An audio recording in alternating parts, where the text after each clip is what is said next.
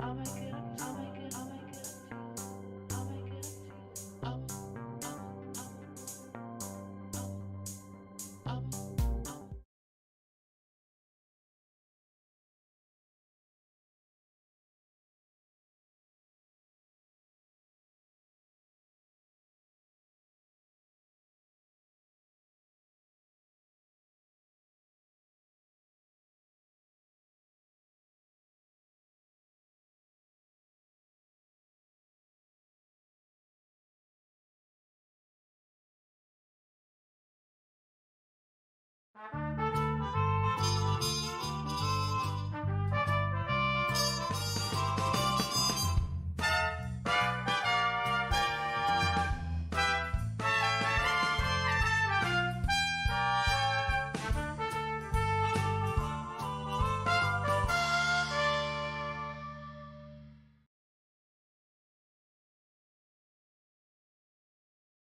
Good evening, everyone. It's Friday, May 23rd, 2025, 10 p.m. Central Standard Time here in Champaign, Illinois, and you are watching Co-op for Two.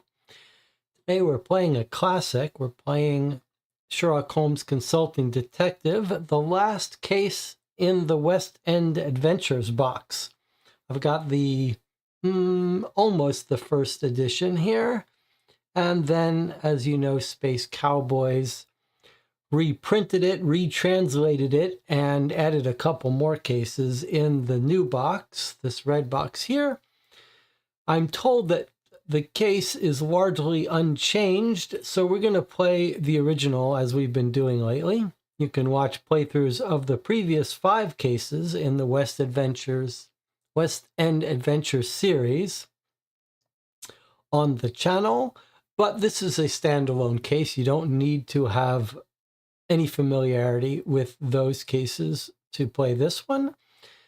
I'm told it's not a great case, but it will be a little bittersweet to be playing the last case in this box. It really does feel like traveling back in time, both to the 1800s with Sherlock Holmes, but also to the 1996 or a little bit later when this case was originally created, this box. Let's check in with the chat, see how everyone's doing today. Melissa says, I'll get mine out to follow along. Can't remember if I've played this one yet. Apparently there's a little missing end of a clue in somewhere in here, but there's a thread on the forum about it. And Rob, one of the viewers of the channel, actually already investigated the differences between the 2 boxes and says there's nothing important. Oh, Jonathan Warner is joining us today.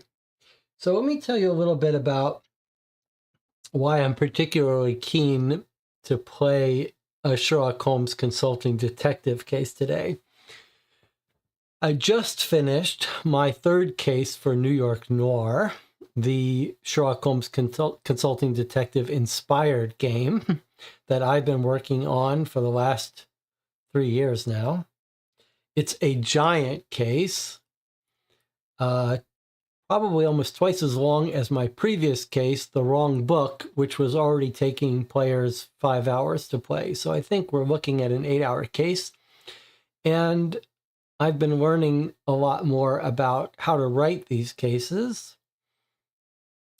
I'm very curious to have people play it and see what they think. But I'm sort of curious now to go back, try one of these originals, and see what I see in it with new eyes.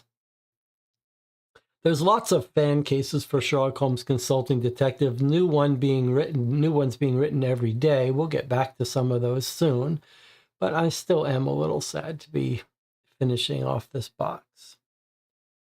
But segueing from that comment about my case that I've been working on called Foxtrot East, it will be available to playtest soon, but I'll talk much more about it next week. Next Sunday, I will be doing another game design diary update on New York Noir. There is a lot of news to tell you about it, a lot of stuff to show you,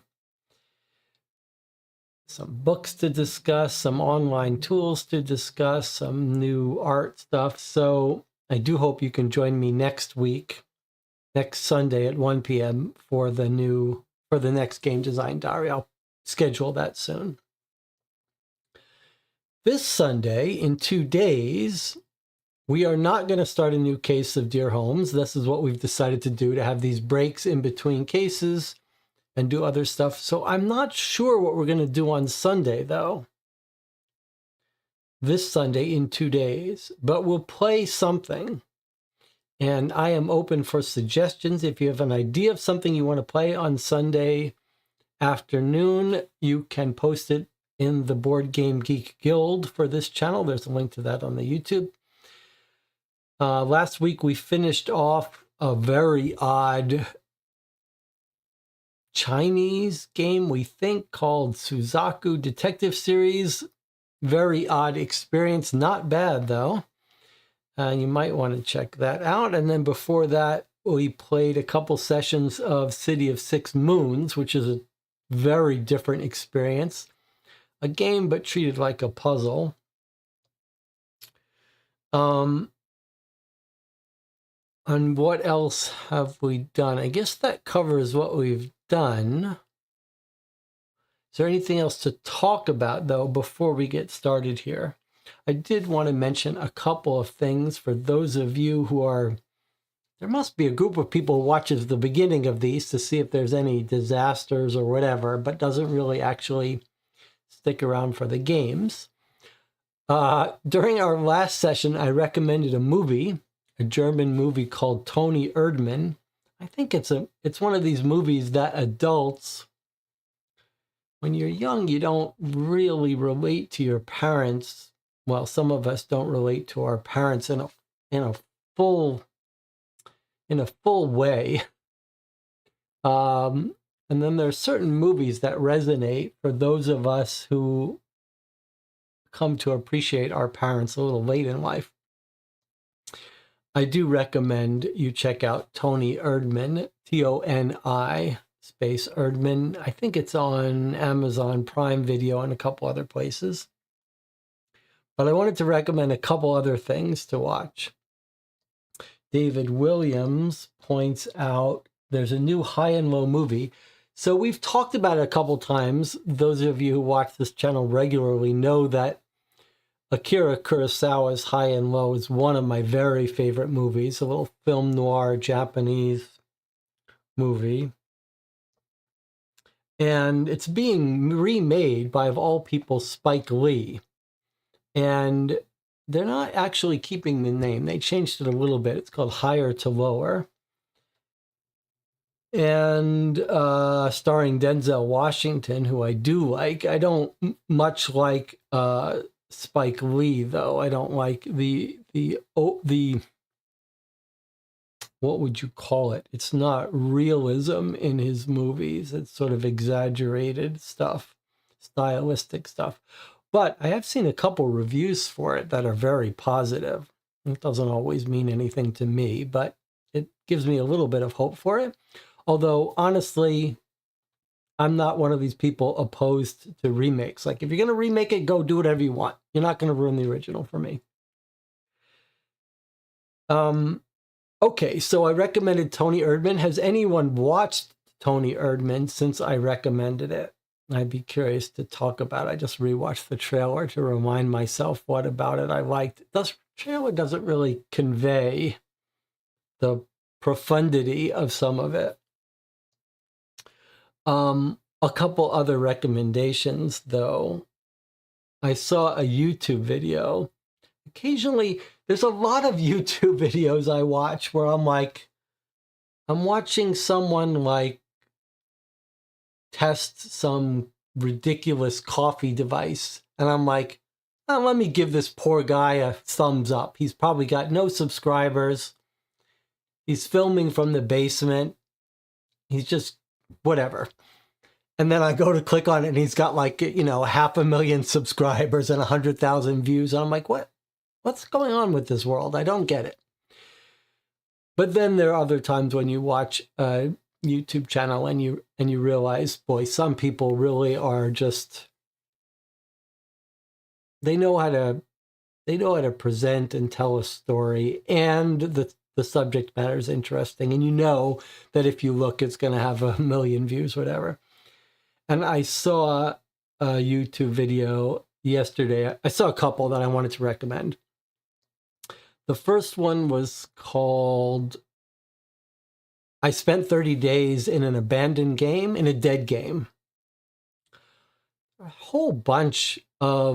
a whole genre of YouTube not YouTube documentaries in general, but nowadays you find them on YouTube, of very heartfelt, touching stories of people whose social life and friendships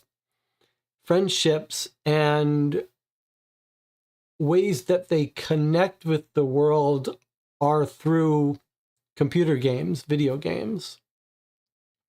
There was recently one on Netflix about a World of Warcraft player, I believe. I forget what that one's called. Someone can remind me.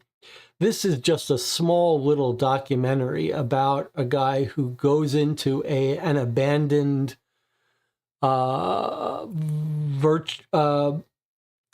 game that's made for people to get together and socialize, called There. And I found it very touching. You might want to check it out. And of course, the Netflix documentary, much more highly produced, is also good. I would recommend it. Also on YouTube, for something a little shorter and lighter, I listened to a couple of performances, jazz, singing, and trumpet by a woman who looks like she's French, perhaps, singing American songs, called something Armenjo. Okay, maybe she's French or Spanish. But if you search for Honeysuckle Rose and then Armengo, that might start you down a rabbit hole of this little band she's playing with and her singing. There's a couple of them, though, in a playlist that YouTube was suggesting to me. Honeysuckle Rose, and then Put Your Head on My Shoulders, and then something else. But classic jazz, old, like 40s jazz, big band songs, perhaps, but sung by and played by younger, non-American performers. And there's something about the pronunciation of the words that takes it to a sort of different level. But let me know what you think of those if you watch. All right. Anything else to talk about before we get started? The reason I was going to play Alexander Morrison today, the reason we're not playing it is because I'm not going to be able to live stream tomorrow, because tomorrow my friends are coming over and we're going to marathon watch season 5 of You on Netflix. Don't have any expectations it's going to be any good. However, I do want to recommend, again, season 1 of You, YOU, the series. If you haven't watched it, I absolutely recommend it. All right. That's long enough. Let's get started. So I've said we're going to play the original box of West End Adventures, but I'm using the map from Space Cowboys because I like it much better and it's basically unchanged. But let me put away the Space Cowboys box. We don't need the box for West End Adventures because I have all the materials here. I also have the materials from the new one if we want to compare it. In fact, the directory for the new one is a little bit better. You'll remember the original directory just has everything mashed in together. and the business categories are just listed in amongst the alphabetical white pages, whereas the new directory has alphabetical first and then at the end categories. I find that a little bit better, but we'll keep the old one around.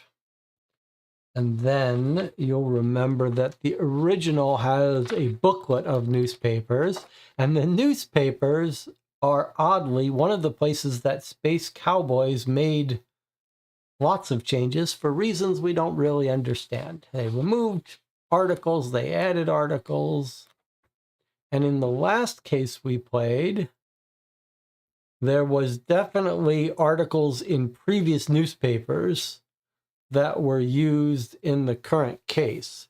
That's something that the newer boxes of Sherlock Holmes Consulting Detective don't tend to do. It does make life a little more difficult, but we may want to keep that in mind. And then you'll remember that the original splits the introduction and solutions up into all the introduction and solutions for all the cases are in one book and all the clues are in another, whereas you'll remember the Space Cowboys version does something much smarter. Each case is its own book with an introduction at the start, then the clues, then the questions and solutions. So that's the new one is actually structurally better. And then lastly, let me remind you that we have these cards here that a Board Game Geek user named Eric 1984 produced. Several people have produced various business cards for Sherlock Holmes Consulting Detective. These are all the allies and informants. This recent set, which is from the last year or so that Eric did, is my absolute favorite. So on the back, we have a little description of the person. And here we've got, I've shown these before. They're just so beautiful. They've got sort of the coloring that you would find in old hand-colored black and white photos.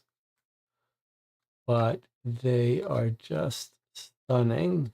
And Eric had these printed up, nice plastic cards. And there's something about using these that make it much more enjoyable. He doesn't sell them, but he may be able to provide you with a link where you could purchase them. I have asked Eric if he would consider making a set of cards for New York Noir, and he has said he's going to see what he can do. He even made this little card for the channel. All right. Anything else the channel wants to talk about before we get started here?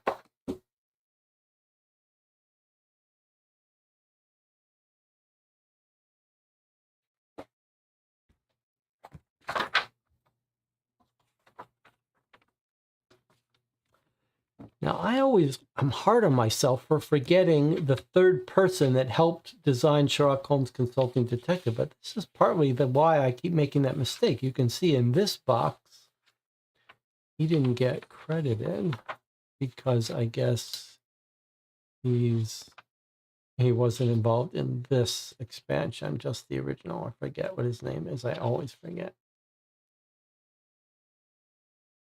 1990, 1995. Gary Grady and Suzanne Goldberg. It's too bad we're not in the age when people could go and find them. It's too bad this is past the time when people could go and interview those, because we could use a documentary on Sherlock Holmes Consulting Detective. All right, A Simple Case of Murder. It's our last case in the box.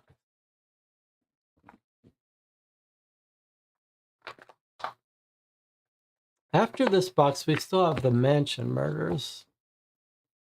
Then we're really out and done with the original stuff, other than fan cases. All right. A Simple Case of Murder, October 18, 1898. Anyone who has studied the cases of Sherlock Holmes knows that it was not the importance of the case in the public's eye, nor the severity of the crime in the eye of the law that determined his interest, but only the uniqueness of the mystery. As his fame grew, it was an exceptional case indeed that was not first offered to the world's most recognized consulting detective. Most of these were turned down. Some were passed on to me and the Baker Street irregulars. So it was with the following case. Sir Clayton Partridge, B.T., don't know what that means, was at the low end of the British peerage. Sir Clayton Partridge, B.T., was at the high end of depositors at the Bank of England. So when Sir Clayton Partridge, B.T., was arrested for murder, it was not unexpected that the public would take notice. It was also not unexpected that Sir Clayton Partridge, B.T., would show up at 221B Baker Street. But Holmes was involved with another murder, a murder that was taking all of his time and energy. The third Raven had been murdered at the Tower of London, so of course he had no time for Sir Clayton Partridge, B.T. John thinks it means barrister. I'm sorry, Sir Clayton, I have no time to spare. Holmes has not looked up from his chemistry table since Sir Clayton and his solicitor, Sir William Morris, arrived over 20 minutes ago. Holmes has just scraped some shavings from the quill of a black feather and dropped them into a test tube containing a red liquid, which he now shakes vigorously.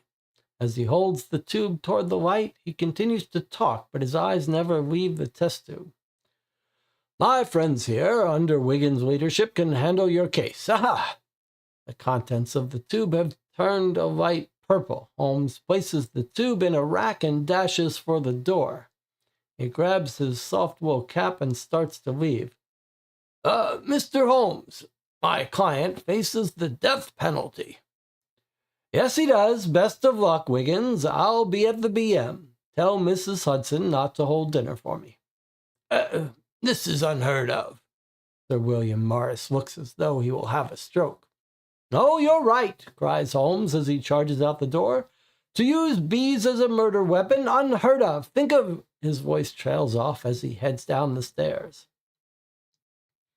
William Morris slumps into the wicker chair across from Wiggins. A look of dejection, as soulful as his client's, clouds his face. Clayton Partridge, since his arrival, has sat quietly to the side, leaving the talking to his solicitor, but now he speaks. William, tell these gentlemen why we are here. We are in no position to be choosy about who helps us at this point. You yourself said we need all the help we can get. Yes, Sir Clayton. Morris removes a handkerchief from his pocket and wipes his forehead. Could I get a drink, please? Wiggins moves to the sideboard and pours 2 whiskeys, giving each a shot from the gasogene before offering them to the knights. Morris downs his in one gulp. Partridge just stares into his. Oh, thank you, says Morris, setting his glass down and looking more composed. I'll start from the beginning. Sir Clayton is a wealthy unmarried man who works hard and enjoys an occasional night at the card tables. That's where he met Mignon Pierre, a beautiful young widow. She was well known around the casinos throughout France. 6 months ago, she came to London and set up a clandestine gambling establishment. An establishment that attracted the elite of the city to her tables. Sir Clayton was a familiar, frequent guest. Sir Clayton, who has said nothing and has only been staring into his drink, now downs it in one gulp.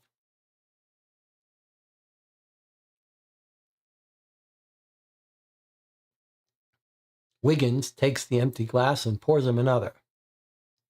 Sir Clayton takes it without comment as his solicitor continues his narrative. Madame Pierre was a perfect hostess, and her apartment became the social center for gentlemen who enjoyed their cards and brandy in well-tended privacy. But it soon became apparent that the price was high. As it became clear, not all the players were gentlemen, and their luck was greater than what was to be expected in the normal odds of play. Sir Clayton lost close to £10,000 in less than a fortnight. Sir Clayton gulps down his drink and hands his empty glass to Wiggins, who again refills it. When Lord Heathcliff, continues Morris, proved that they were being cheated and that Mignon was masterminding the whole affair. Oh, bloody hell, William, they don't need to know every sordid little detail, ejaculates Sir Clayton as he slams down his glass and stands erect, eyes a-blazing and arms akimbo. She had the audacity to come to my home and demand the money she and her band of jackals cheated me out of. Well, needless to say, I didn't pay. Threw the trollop out. Sir Clayton picks up his glass and walks to the sideboard and pours himself another glass of whiskey, ignoring the gasogene. That encounter was yesterday, states Morris. Last night, Madame Pierre's body was found in the library of Sir Clayton's house. She had been murdered. The Scotland Yard inspector, Mr. Gregson, made it clear Sir Clayton was his main subject. Oh, that's the guy, lawyer talking. Sir Clayton was his main subject. That grubby little man, mumbles Sir Clayton as another whiskey is down. To suspect someone of Sir Clayton's standing in society is absurd. Morris reaches into his pocket and hands an envelope to Wiggins. If you would be so good as to look into this affair for us, it would be greatly appreciated. I have enclosed the name of some of the other men who were cheated by Madame Pierre. And if you need any other information, please call upon me. I would like to ask some questions, pleads Wiggins, as the two knights don their hats and head for the door. I'm sorry, we're late for another appointment. If you have any questions, you can find me at my office later today. Good day, gentlemen.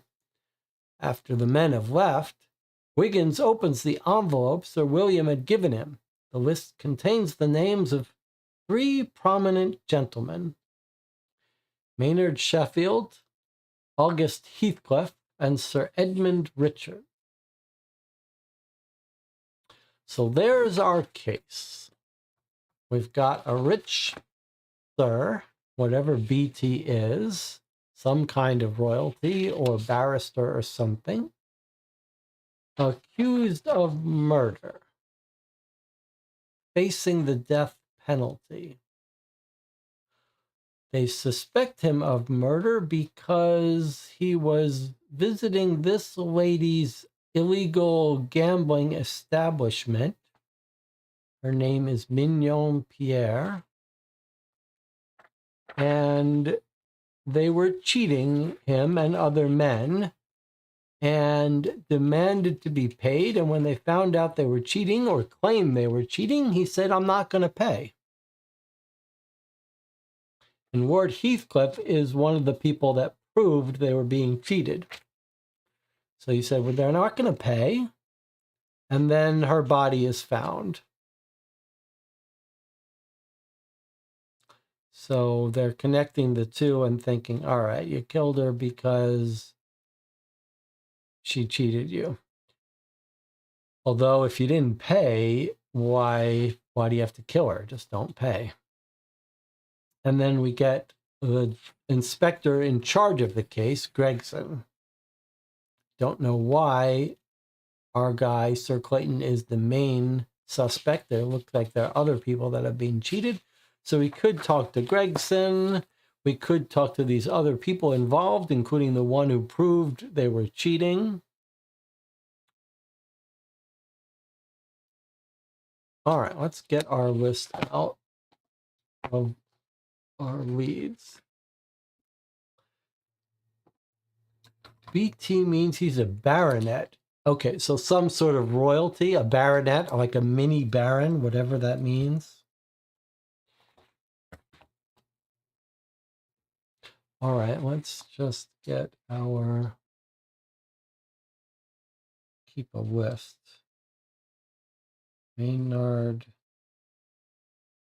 Sheffield, August Heathcliff, Sir Edmund Richards. These are the people on the list. We're also told that Gregson knows about the case, and our client says, if you want to talk to me, find me at my office. So the name of the solicitor is Morris, William Morris. Okay, so William Morris is the solicitor. And then our guy is Clayton Partridge. Or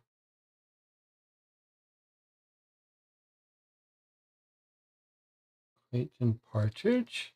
And then our victim, this is our suspect.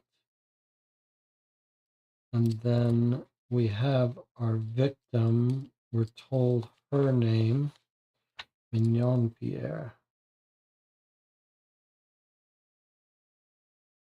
That's our victim. And what are we told about her death? We know she's from France 6 months ago.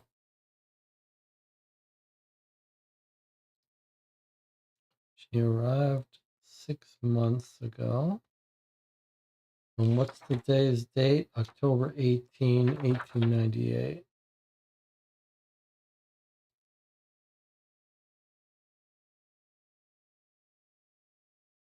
All right. When were we told she shows up dead? She's a young widow.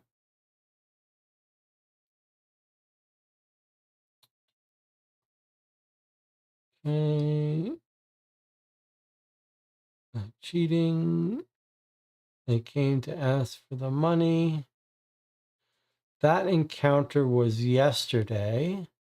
Last night, her body was found in the library of Sir Clayton's house. Oh, that's why they suspected it was in his house.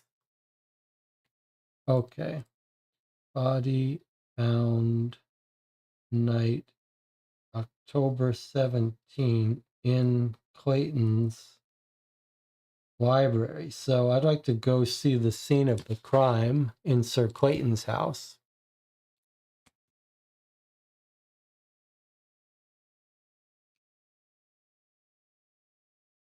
All right, well, there's our setup. There's our initial information to explore. I think that's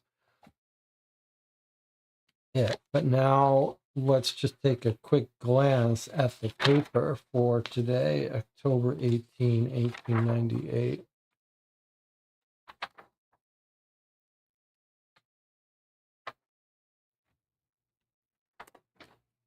All right, so we've got 3 pages of newspaper in this old version. We've got lots of articles in the Times, Tuesday night.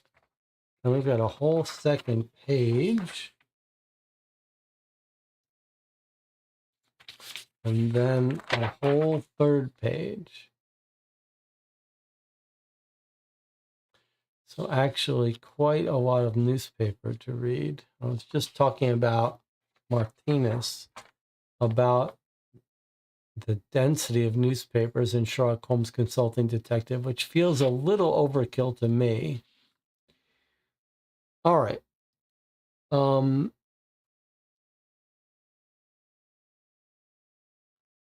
In fact, because it's overkill, we've sort of developed different strategies for going through the paper, not all at once. So soon we'll skim the paper and look for anything. In fact, maybe we should do that first. Let's quickly skim the paper looking for anything specifically about our case.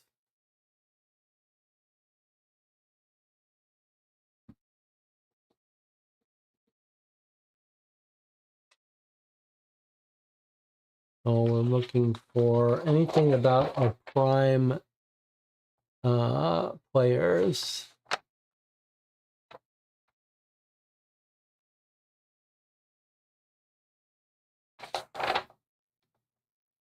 Theater, lots of theater today.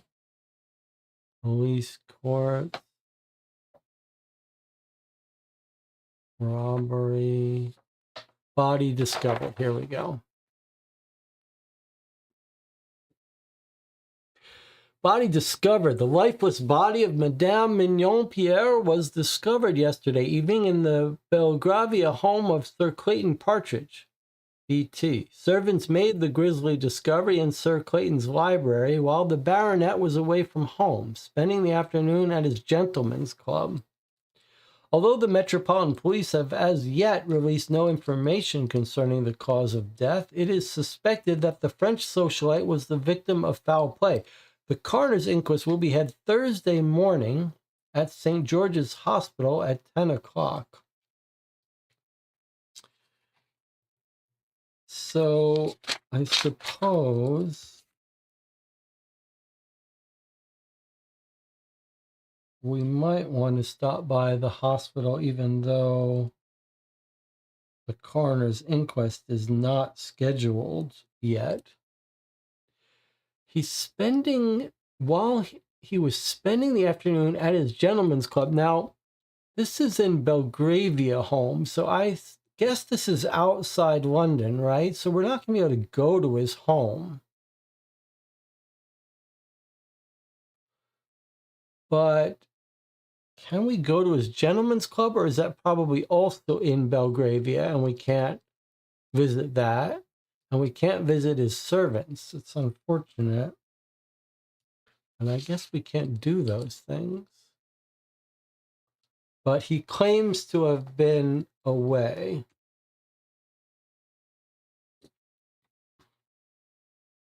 All right, let's see what else we got. Another death unrelated to our case. Anarchist arrested in Hungary. Child desertion. Electricity.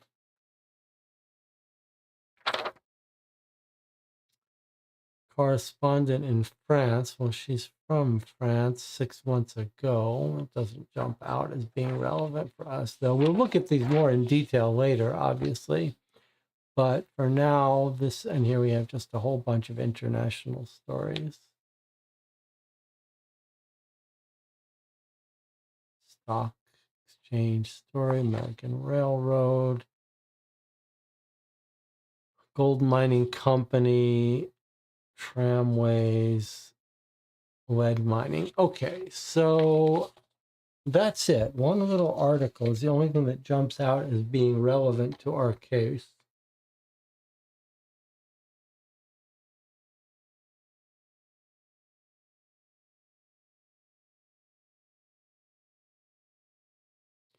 All right, well, we have enough people to get started interviewing witnesses to see what anyone says. Shall we take our first break a little early here, as is traditional? Give those of you who think you might want to play this game on your own and come back and watch this video afterwards. This is your off-ramp, your time to disappear. For the rest of you, I'll see you in 8 minutes and we'll get started.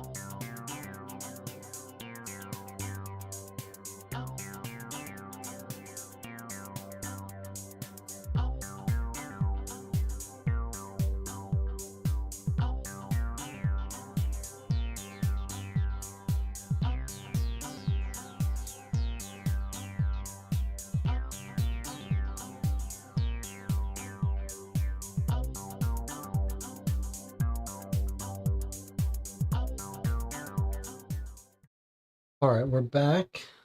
Chat was saying a little bit about a legend about crows being killed from the Tower of London. If the Tower of London ravens are lost or fly away, the crown will fall. Ravens, you're saying they're stone monuments, not real ravens. Okay, so the question is, was there something in the start of this case that was the side story that Holmes is working on? Okay, so he's studying the quill of a black feather. Maybe they are really real ravens.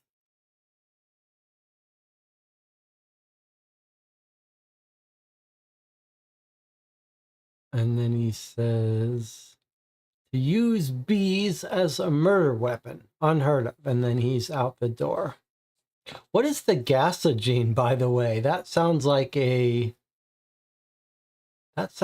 interesting device for mixologists. Do we need to get one of those? A gasogene? It sounds like something.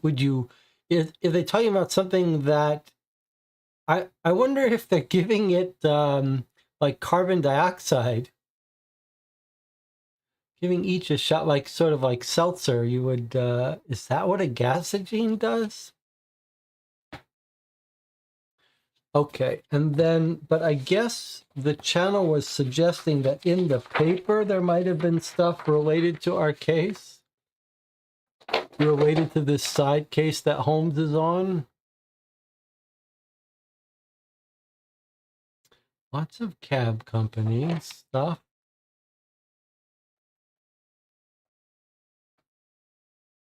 Travelers. Lots of cab company and theater stuff in the paper.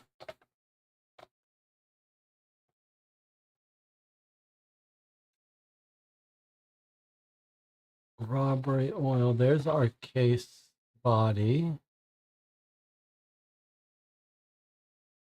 Different case. Anarchist in Hungary. Charge of child desertion. Electricity in Geneva. France, Philippines, Russia. What was the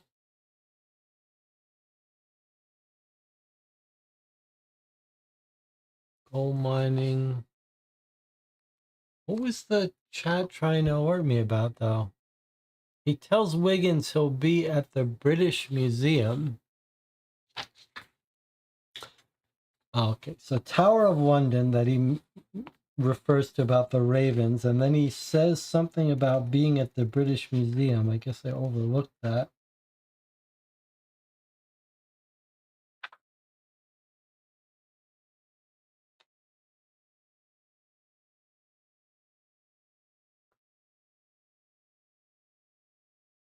All right, so if we wanted to follow up the side case, and if we could certainly go to the Tower of London. Where did he say something about the British Museum, though? Does anyone remember?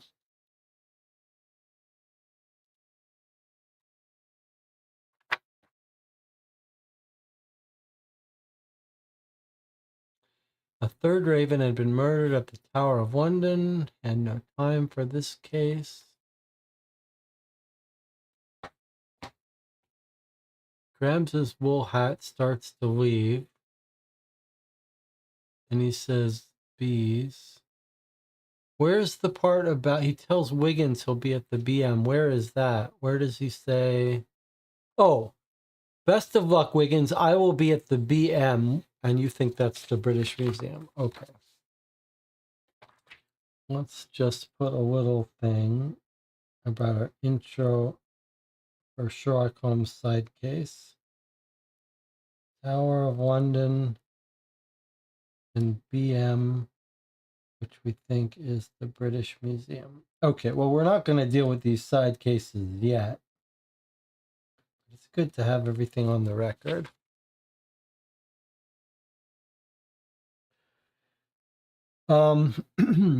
I guess it's a little unusual, but since we can't go to the scene of the crime, I'm more inclined to go to Gregson to get details about the crime first. So normally we try to avoid going to any of our allies early, but the only exception that I'll sometimes make is for scene of the crime or autopsy stuff. So maybe we go to Scotland Yard first and see if we can't talk with Gregson. And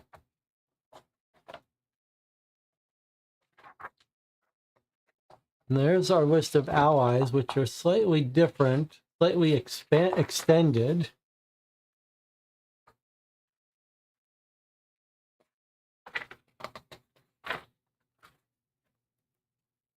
No table of contents?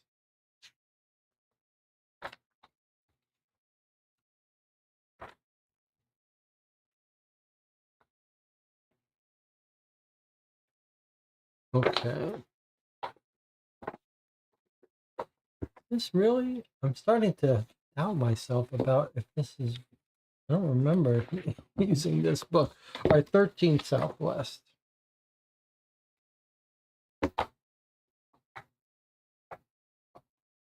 All right, here we are talking to Gregson, Victoria Embankment. Gregson sits in his glass-walled office, paying no attention to the half-dozen subordinates who are busy at their own desks. Our knock causes him to look up from the pile of papers that has been monopolizing his attention, and with a wave of his hand, he bids us enter. "Don't tell me, Wiggins, you're here for Sir Clayton Partridge," states Gregson with a tone of frustration in his voice. "How did you guess?" asks Wiggins. My phone hasn't stopped ringing. Every hour brings another pile of telegrams demanding I leave Partridge alone, find the real murderer of Mignon Pierre. Gregson taps a 2-inch pile of telegrams. "I'm not looking forward to the ones I'll receive when I charge him with murder later today." "You really plan to charge him with murder?" asks Wiggins. "I assume you're working for him." Wiggins nods. "Oh, yes, I plan to charge him with the murder of Mignon Pierre. This appears to be a simple case of murder, Wiggins. All evidence points to him." "What evidence?" "Yesterday afternoon, Madame Pierre arrived at Sir Clayton's house. She was admitted by the butler, Neil Parker. She was admitted by the butler who showed her into the library. Sir Clayton joined her there immediately. The butler, Neil Parker, heard them arguing. He couldn't tell what the argument was about, but they were shouting at each other. He is supported in his testimony by the parlor maid, who brought tea to the couple and also reported that their voices were raised in anger. Being a good servant, she paid little attention to the substance of the argument, except that Sir Clayton kept claiming that Madame Pierre was not being honest with him. About what, we don't know. Gambling debts are my guess, or a love affair gone wrong. We'll find out. What else do you have? What else do I need? Lady arrives at Sir Clayton's house, where he sees her in the library. An argument ensues. He leaves in an obviously distraught state, according to his coachman. Madame Pierre was never seen alive again. Her bruised and beaten corpse was found in that very same library next to a bloodied walking stick of Sir Clayton's. And not insignificantly, Spilsbury estimates the time of death to have been sometime in the early afternoon. It doesn't take Sherlock Holmes to figure this one out. No, Wiggins? There is little doubt in this case, little doubt at all. A sergeant appears in the doorway.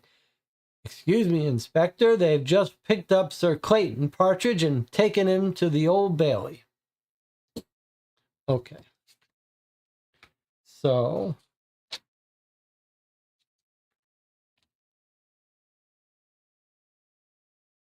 we now know that Partridge is in the Old Bailey.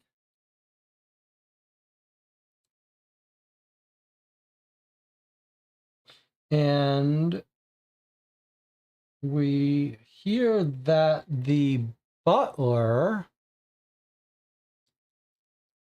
and we're given the butler's name,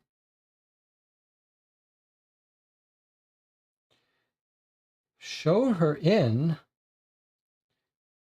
Neil Parker, and she was talking to Sir Clayton, who I thought gave us an alibi that he wasn't even in the house with her. And then we're told a little bit about the scene of the crime. We've got a bloody walking stick.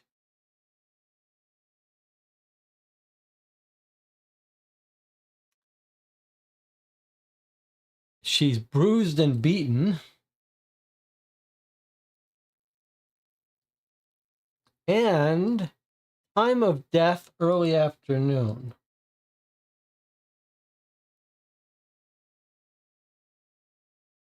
And a second witness to corroborate that they were together arguing.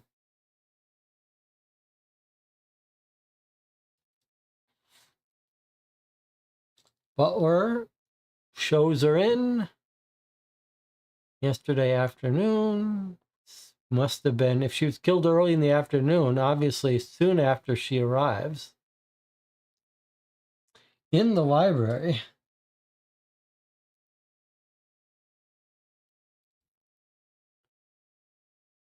And the parlor maid confirms she saw them in person. She brought them tea, so she would have seen the two of them in person. So either the two servants are lying or they actually were arguing.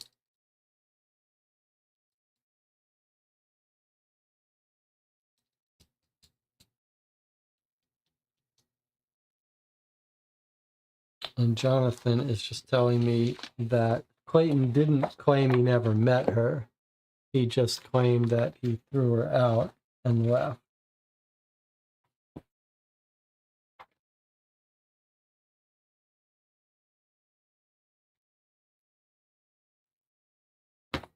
You're right. She had the audacity to come to my home, demand the money. I threw her out.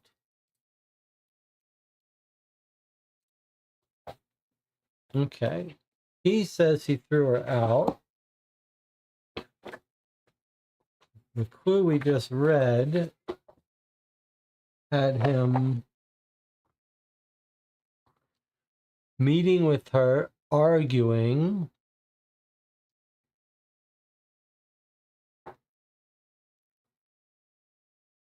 leaving in a distraught state. But no one sees her leave. But no one says that they necessarily would have seen her leave. So we can't say that she didn't leave. He says he threw her out. All right.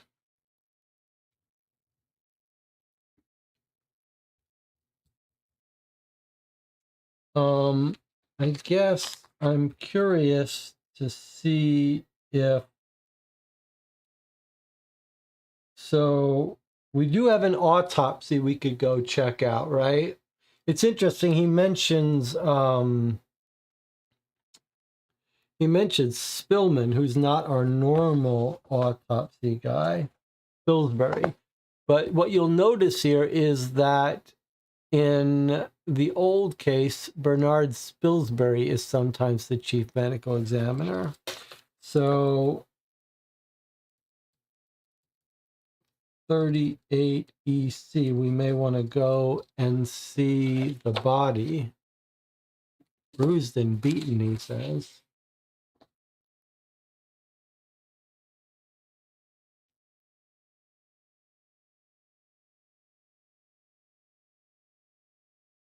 It's his private coach, though, right? It's not a hired cab.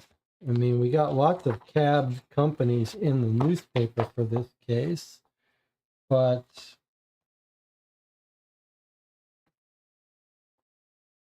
let me just confirm.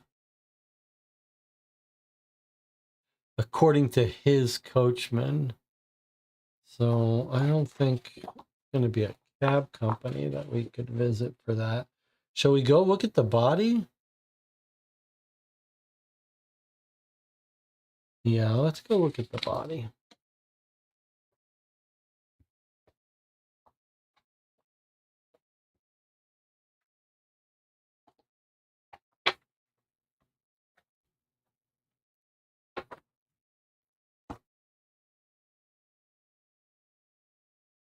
Bernard Spilsbury lifts the white sheet that covers the body of Mignon Pierre. I understand she was a beautiful woman, but death is not kind, he says somberly.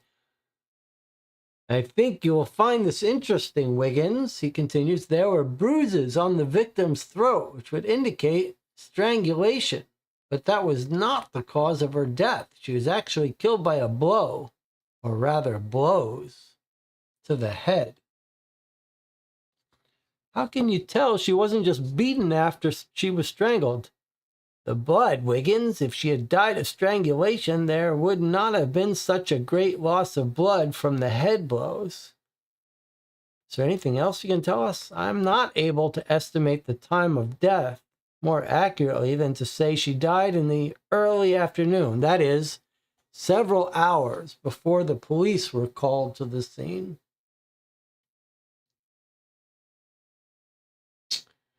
Okay.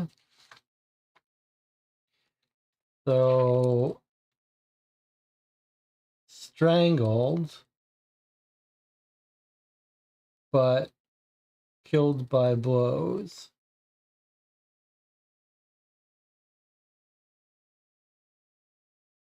And died hours before police called.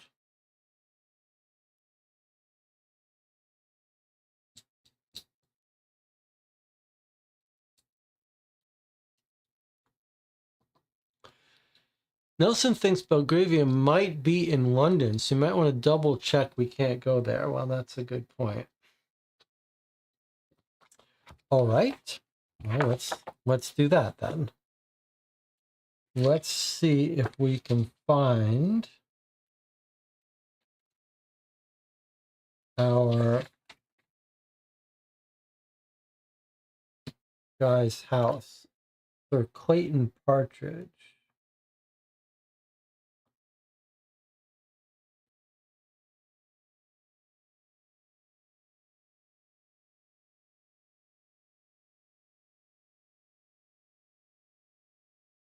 Well, you're absolutely right. His house is in London, 60 Southwest. Okay.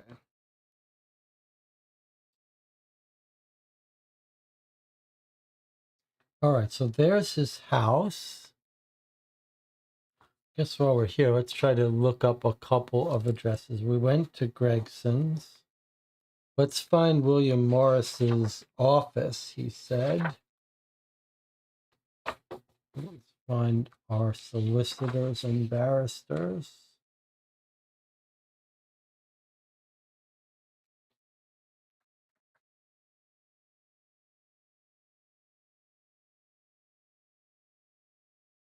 All right, there's Morris. Whoops. Okay, there's Morris, 68 Northwest.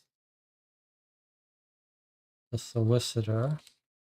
Let's see if we can, let's see if the butler has his own house. Parker. Sure would like to talk to that butler. Maybe we'll find him at the house, but let's just make sure he doesn't have his own. Parker. No, Neil Parker. All right, well, he must live at the house. Let's go put our scene of the crime on the map.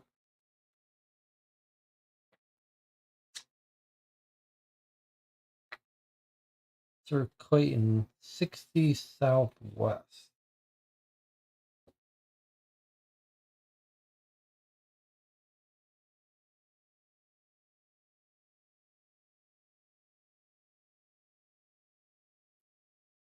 All right, so there's where Sir Clayton lives, off near Hyde Park.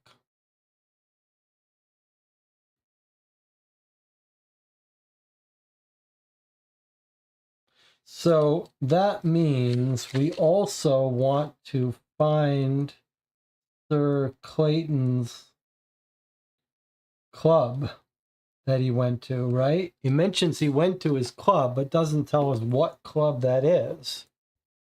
We do know there's some popular clubs around here. This Card Club, Carlton Club, Diogenes Club. So we may want to just check that out. But let's go visit Sir Clayton house and talk to the butler.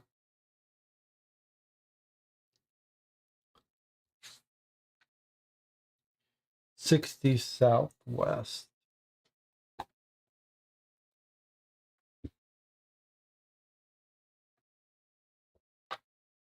All right, good call. The large house across from Hyde Park is not as grand as some of its neighbors in Belgravia, but once inside we can appreciate that the elegantly appointed interior is well suited for one of London's most eligible bachelors. Sir Clayton is not at home, so we're shown into the library by the butler, Neil Parker. I'm already suspicious of this guy, Neil Parker. Is this the room in which Sir Clayton saw Madame Pierre? Asks Wiggins. Yes, it is, replies Parker. I showed her in myself. And where was her body found? Yes, I found it, states Parker.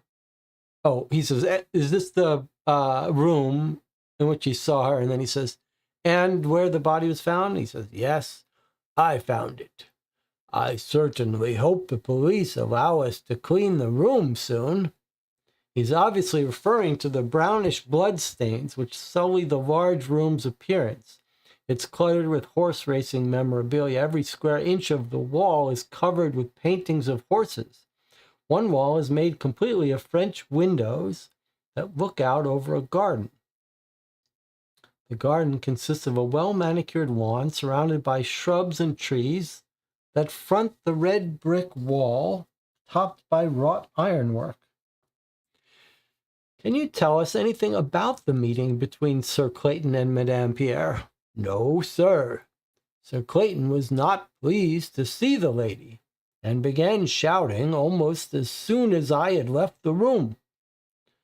I understand that Mary, the parlor maid, observed them in rather animated discussion. However, I was involved in another part of the house and have no personal knowledge of what took place. Did you see Madame Pierre after that? Not until I found her body later that evening, answers Parker. When did Madame Pierre arrive? Oh, around noon. And you didn't find her body until the evening? Around 7:30. When I came in to see that the doors were closed and locked. It was while locking the doors that I noticed the woman's body on the floor. Parker points to the floor behind one of the sofas near the French windows. It was apparent she was dead. Was Sir Clayton here? No, he returned around 9. And when did he leave? Well, he apparently left soon after Madame Pierre arrived. I had merely assumed that Madame Pierre left at the same time. Didn't you find that unusual? No, sir. Sir Clayton informed me that morning he would be spending the day at the club and wouldn't be home until after supper. Sir Clayton is not in the habit of informing me when he departs the house, unless there is need for me to know.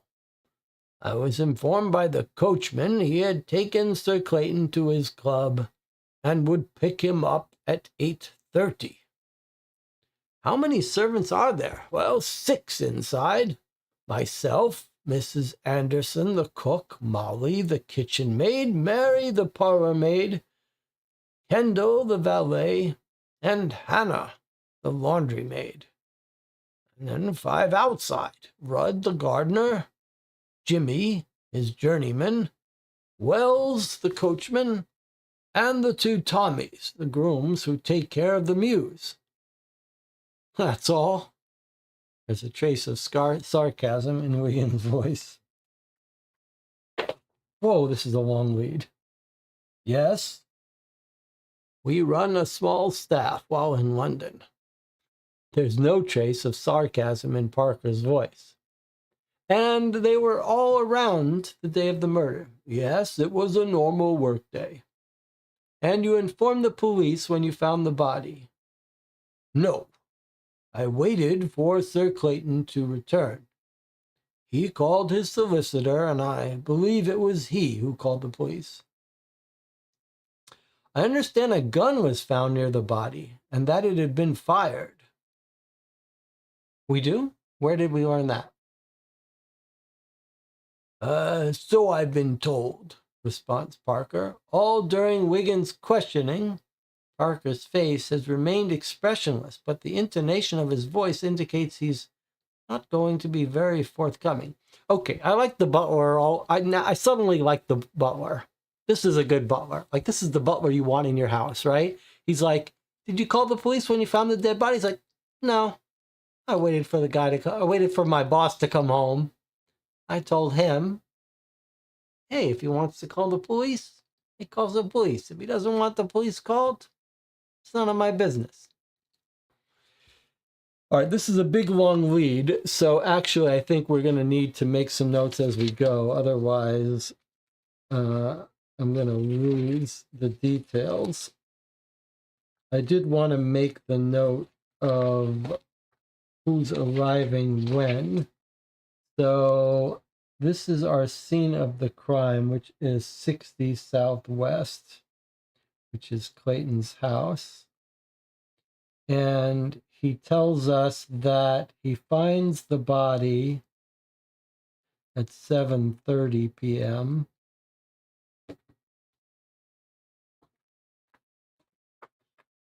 And he tells us all about the different servants. He tells us some interesting thing about the French windows in the garden. She's found behind the sofa.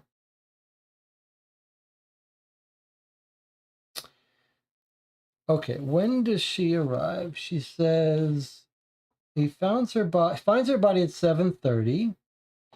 The doors, he went to come and see that all the doors are locked and closed, and which is what he does. And he came back.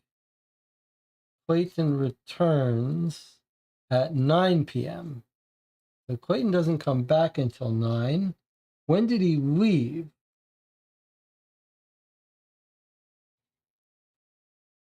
When did she arrive and when does he leave?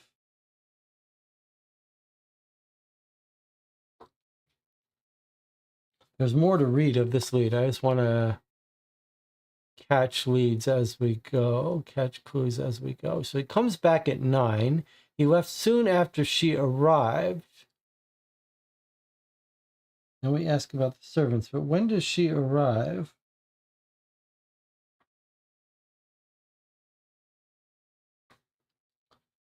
He was not happy to see her.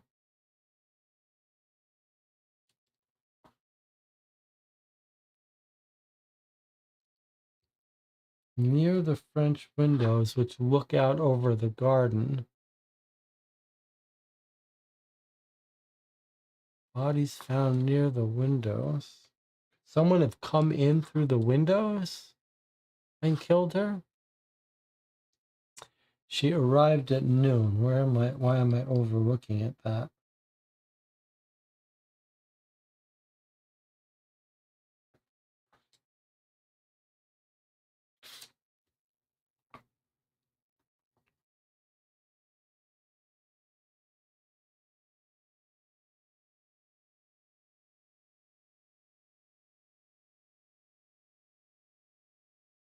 Not that I don't believe you. I just like to see where it's from.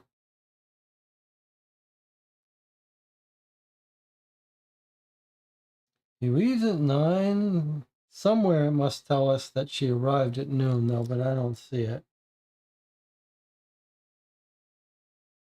Maybe you guys can tell me where, but okay, I'll take your word for it. Informed by the coachman he had taken to his club would pick him up at 8:30, and then he gets home at 9. Okay, we still got more mention of the club. We don't know what club, though.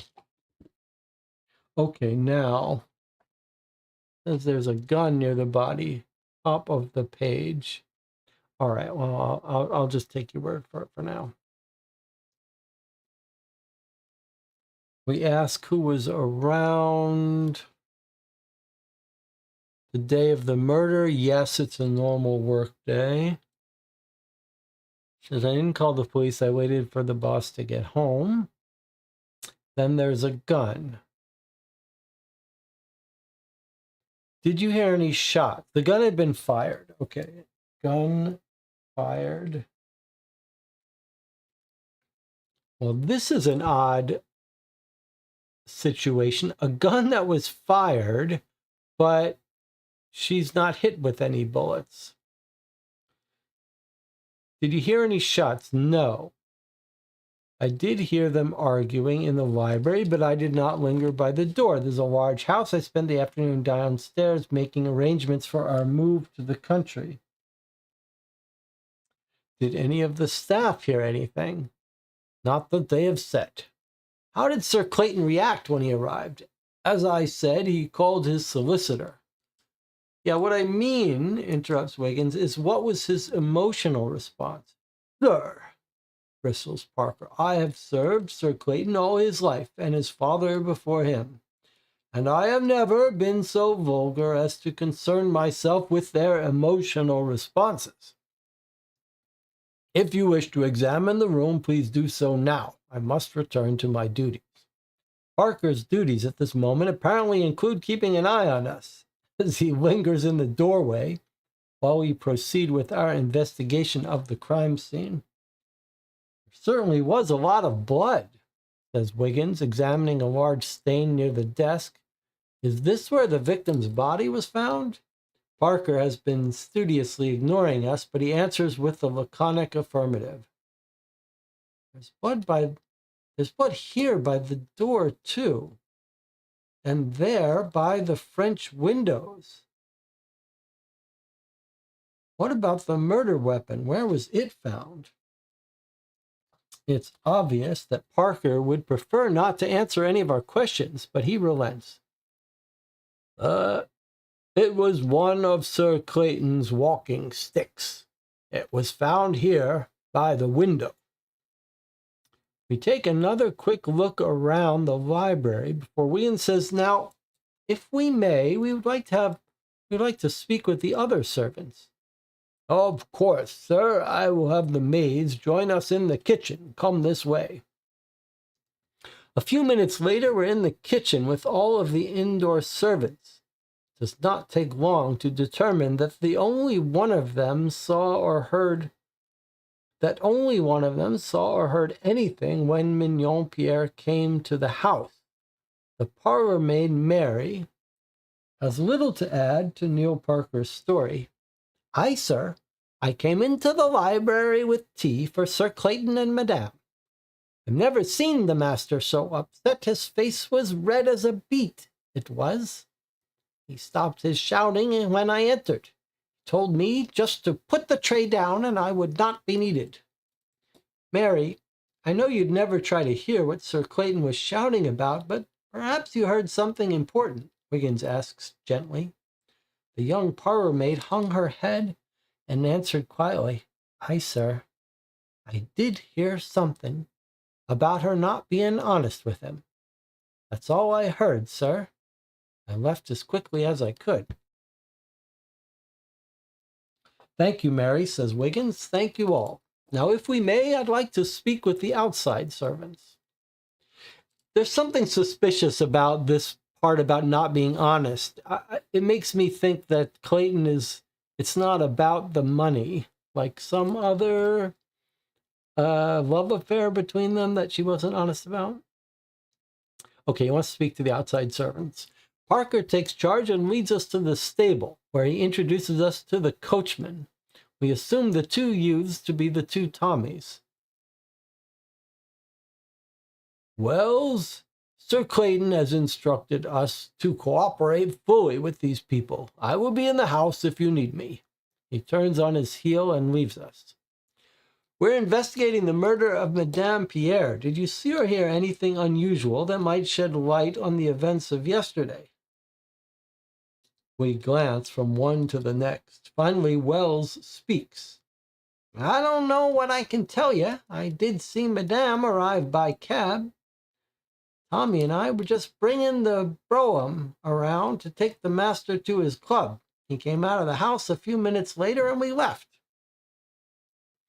All right, so Madame arrives by cab.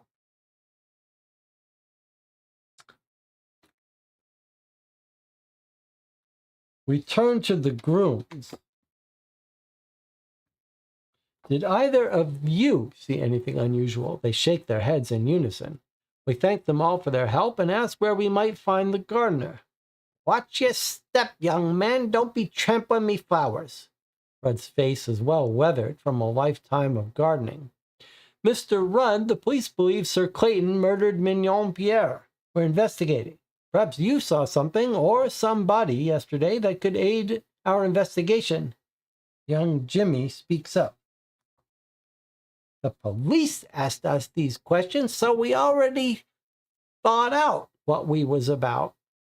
We was eating our lunch in the cottage when the lady arrived. We heard no shot, so we must have been working on the other side of the house, which is what we was doing yesterday. Rudd, he was working on the roses, and I was trimming the hedge near the drive. The boy's eagerness is refreshing. We turn to the older man. Is there anything you can add? Rudd shakes his head. As we're about to leave, Jimmy suddenly exclaims, Hey, what's that? He finds a foothold on the brick wall and climbs up to grab something stuck on the wrought iron posts topping the brick. When he climbs down, we see it's a piece of fabric. Wiggins takes the cloth in hand. Worsted wool. Looks like it might be from a man's trousers. We can see this wrought iron post from the library out the window to the garden and the wrought iron, and now we're seeing a little man's trouser on the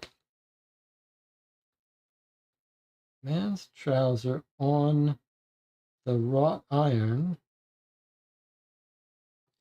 outside the library. So did someone come in and kill her from outside and then leave from outside? That certainly seems a possibility.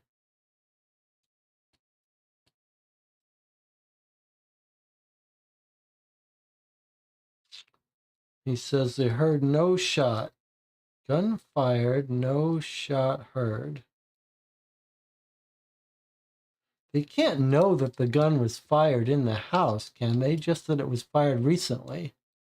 And we don't know whose gun it is.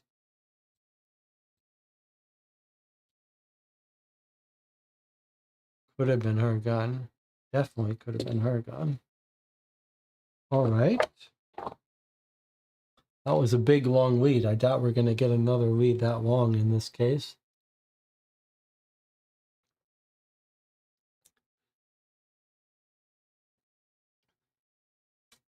He didn't tell us what club this guy went to. It said his club. I just assumed that was like his favorite club, but does he own a club? Might we find information about the club he owns in the paper?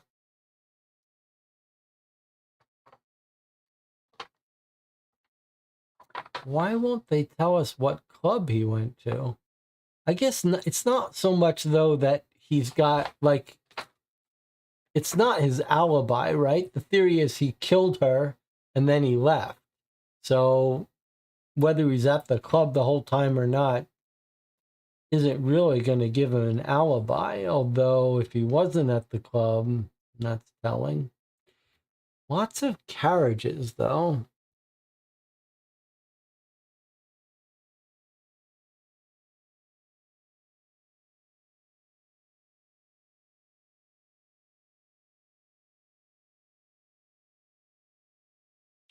I mean, we can go to the central carriage depot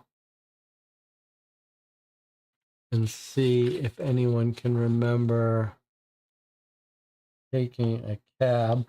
Why don't we go talk to him and get his alibi? Maybe he'll tell us where he was what club he was at. So he's in the Old Bailey.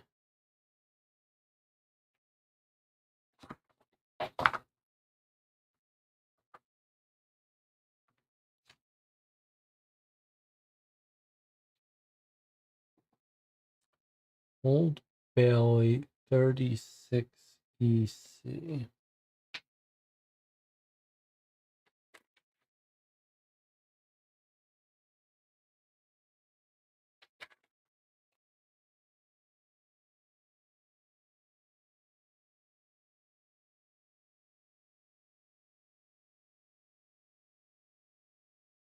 Let's head over there now.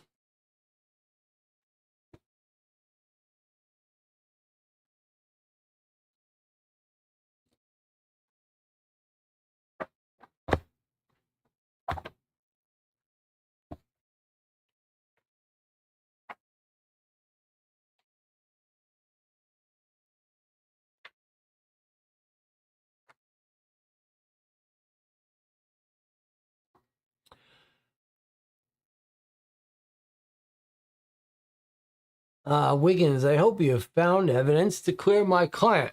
We're greeted by Sir Edward Hall no sooner than we enter the Central Criminal Courts building. Do you mean Sir Clayton? Asked Wiggins. Yes, the police arrested him this afternoon, and Morris retained my services. There's certainly a great deal of evidence against him. There seems to be more here than meets the eye. What have you learned from your client? He insists Mignon Pierre was alive when he left her in his library. He continues to maintain that my questions tread on private issues, that he believes he can keep private. When he realizes the seriousness of his predicament, he will undoubtedly choose to reveal more, but he is a stubborn man who's not used to being crossed. Okay, so something else is going on. First of all, he said he kicked the trollop out. Now he says he left her in his library office. Why was that? And he's clearly, this is his criminal defense lawyer. He's got a second lawyer now, criminal defense lawyer.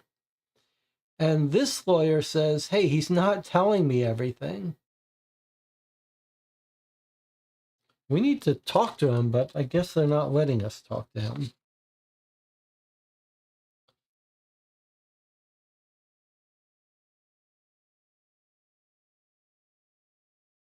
Why would he leave her in his library? What possible reason are you going to let some woman you don't trust stay in your library?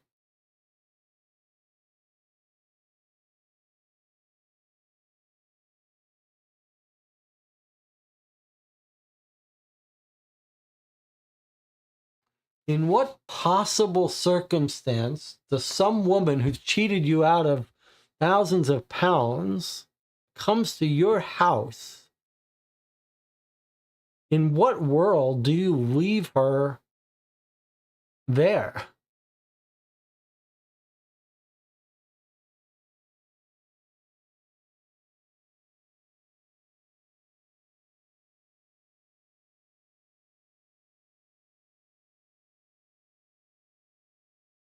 You've had an argument with her. Everyone can hear you've had an argument with her. And somehow she convinces you to leave her there?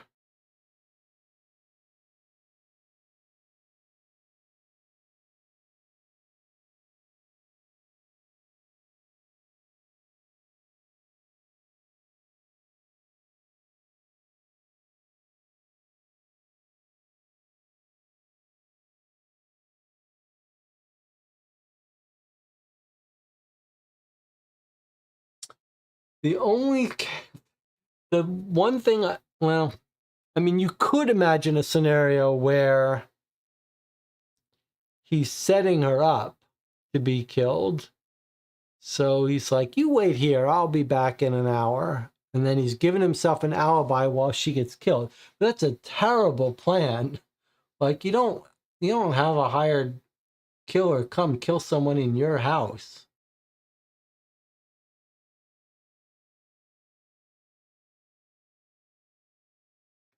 But maybe she convinces him of something. Like she's gonna meet with someone. Maybe he's like, you're gonna sit here and meet with this person while I'm gone. And that person kills her. I wouldn't be surprised if this turns out to be her gun.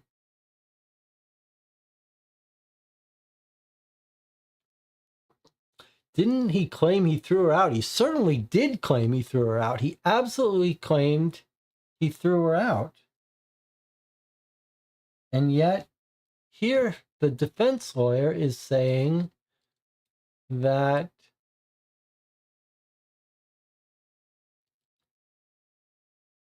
he left her in his library.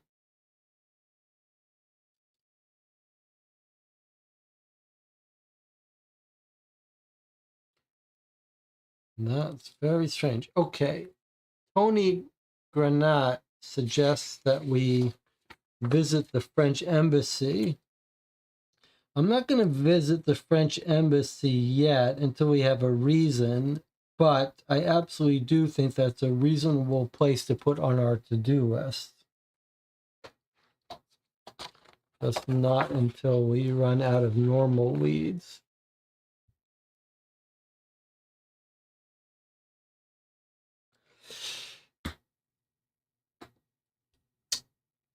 We should also consider the possibility that a previous newspaper has information about some of the stuff we can't find. We do have a gambling table here a few months ago. Let's make sure this isn't our woman's gambling site.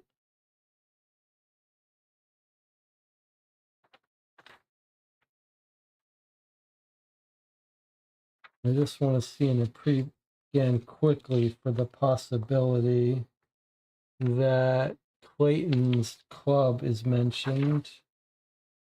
I suppose I've just made a case about why we shouldn't be searching for needles in haystacks yet. And here I am doing it. All right, let's not. We'll do that later.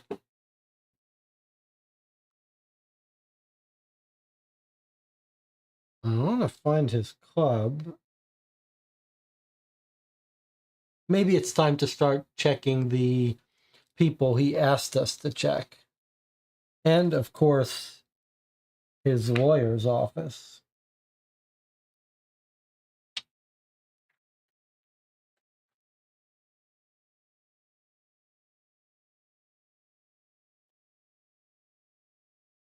Let's go talk to his solicitor, and then we'll talk to these witnesses that he wants us to talk to.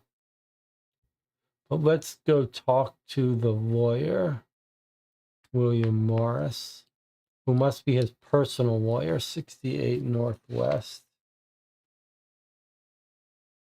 Am I suspicious of him? I don't know. I guess I will put a little marker on the lawyer's office since I'm not 100% sure he's unrelated to our case. Okay, 68 Northwest. There's the lawyer. That's where he lives. Oh, there's St. George Hospital where they're going to do the autopsy eventually.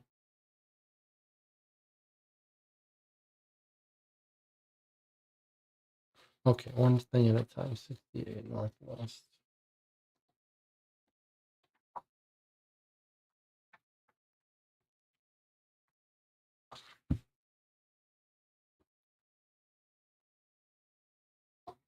Ah, Mr. Wiggins. Police have just arrested Sir Clayton. Do you have any news?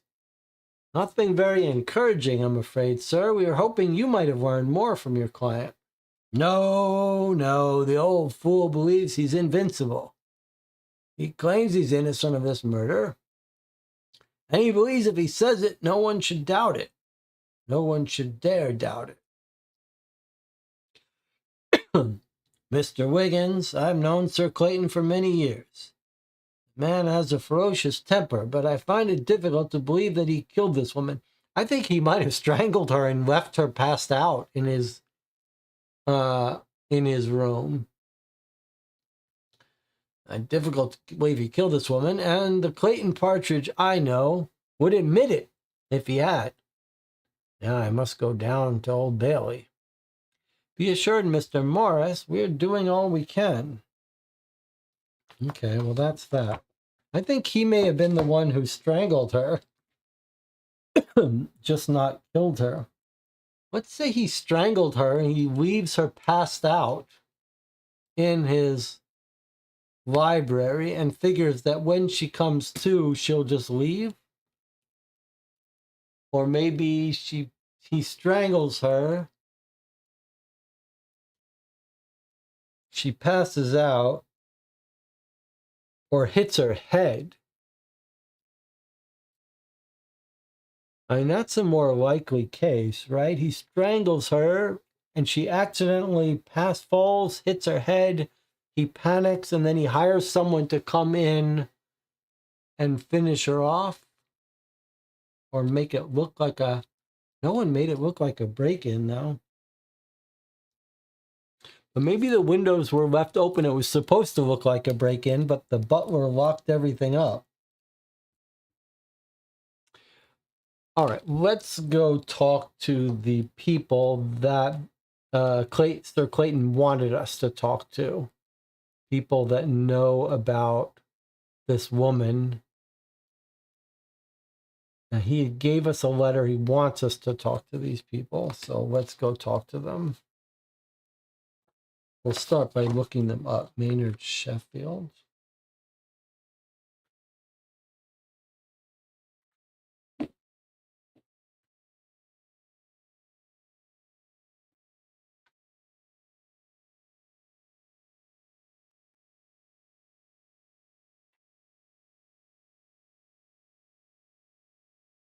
Maynard Sheffield is 29 South.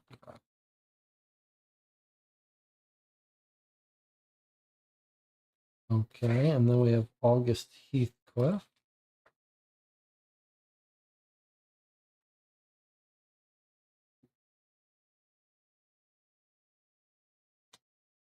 August Heathcliff, 53 Southwest.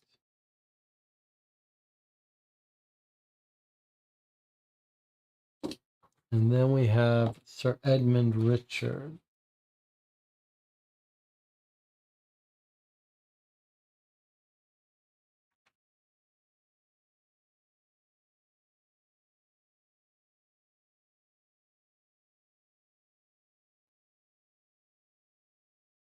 Sir Edmund Richard, 78 Northwest.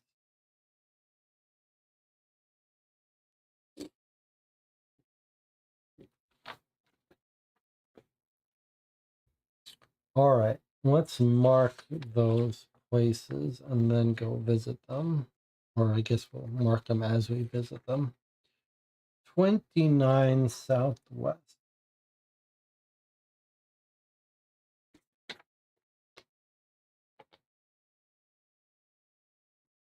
One of these people is going to tell us what club they went to. Okay, there's our 29 Southwest. This is Maynard Sheffield.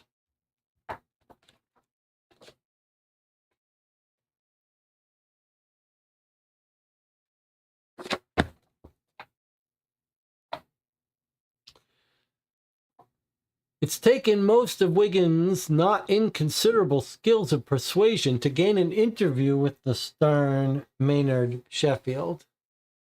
So, Partridge has phoned to the famous Holmes for help, has he? We're not sure if an answer is expected. Apparently it is not. What do you want with me? We were made to understand you had experienced some questionable gambling losses at the salon of Madame Pierre and her mother.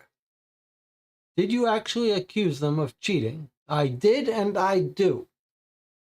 As a result, I have not been there in close to a month. Clayton knew they were cheating, but he was too smitten by that witch to stay away. You mean that Sir Clayton and Mignon Pierre were involved romantically? I can't say anything was actually going on between them, but I can and do say that Clayton believed there soon would be. He acted the fool for that woman, Sheffield says, shaking his head. I'm just surprised she's the one who ended up dead. What do you mean? I thought Clayton might come to blows with that Prescott fellow. He was the most jealous brother I've ever seen. Okay, now we've got a whole different story. So now we know Clayton liked her. And then there's someone called Prescott, who's the brother. Jealous. I don't think he's going to be the brother. I think the thing that Clayton is going to accuse her of lying about, of being dishonest about, is she's going to claim this guy, Prescott, was her brother, but it's going to turn out he wasn't her brother and he was her lover. And then we also learned that she has a mother. Pierre's mother, he mentions, or we mention, as helping to run this gambling place. Okay, but I think here's where we've got the triangle, a classic love triangle. Clayton is in love with this French hussy, and she has a brother, and I think he's had a confrontation with her in his house saying, you lied to me. You said he was your brother, but really he's not. And she was tricking him. Prescott, huh?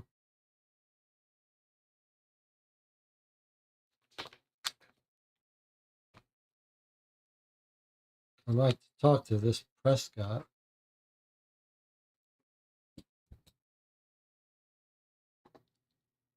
All right, let's take a break. I'll see you in 8 minutes.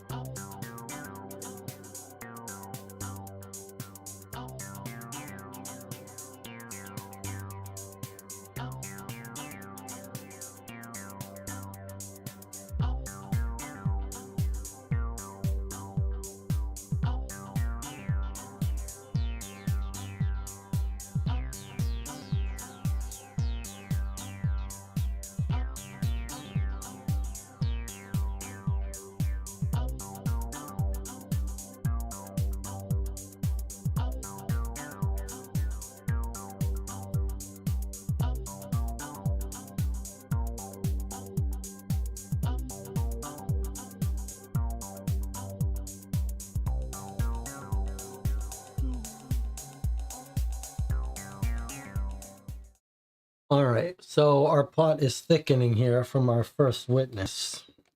Mention of a brother and a mother. Prescott, who we don't know how to locate. Let's find our next witness. 53 Southwest.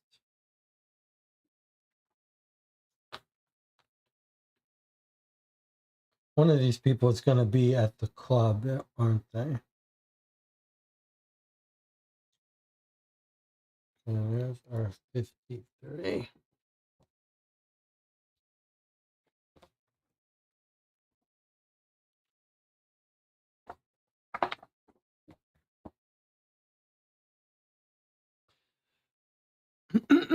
Thank you for taking the time to see us, Lord Heathcliff. Certainly, my boy, always willing to help a friend. We understand from Sir William Morris and Sir Clayton that you feel you were cheated at Madame Pierre's salon. Is this true? Oh, indeed, indeed, of course. I wasn't terribly surprised. I've had a few experiences with such establishments in my 68 years. There's always some sort of ulterior motive, just don't always know what it is. Do you mean to say you weren't upset? Well, upset may be too strong a word. I simply concluded that I would limit my indulgence at the establishment. Can you tell us anything about Sir Clayton's experiences there? I mean, from your observations, I mean. Clay may have been upset about being cheated out of money, but it's my guess what really got his goat was being cheated by Mignon. And I don't mean at the gambling tables. What do you mean, sir? That woman was making a fool of him. We tried to warn him. He was blinded by what he believed to be love. By the end, I do think he was becoming suspicious. He even mentioned he might have her investigate. Privately, you know. I suppose that's the sort of thing you chaps do, what? Do you know which agency he went to? I don't know if he went to any agency. It was just something he mentioned one night last week. You have any idea what finally aroused his suspicions? Well, the more legitimate question would be, why did it take so long for his suspicions to become aroused? Although arousal probably had something to do with it, if you understand my meaning. I think it had something to do with that so-called brother of hers. Theirs did not appear to be a relationship between siblings. I hope this is being of some help to you. Most helpful, Lord Heathcliff. Thank you again. Not at all, my boys. All right, well, Heathcliff was quite helpful. Confirmed all the stuff we suspected, that this brother is not a brother.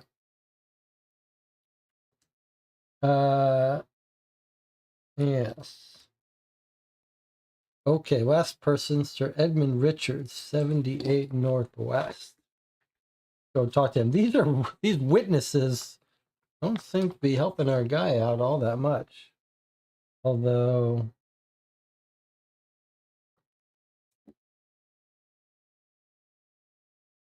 he's not letting on that he was in love with this woman. Okay, here's our last witness, 78 Northwest.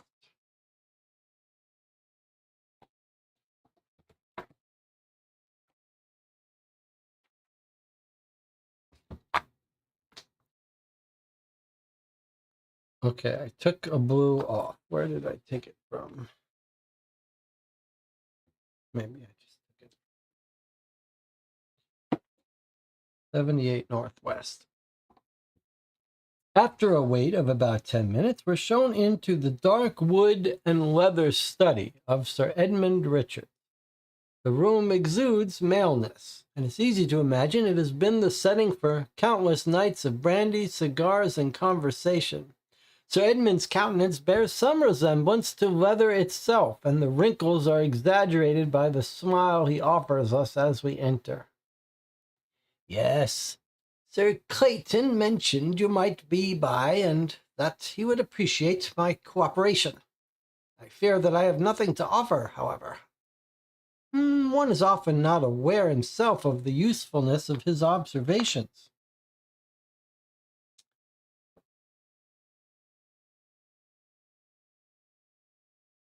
Says Wiggins. We understand that you frequented the gaming tables of Mrs. Prescott and Madame Pierre. Mrs. Prescott? What are they talking about? Were you under the impression that the games were crooked?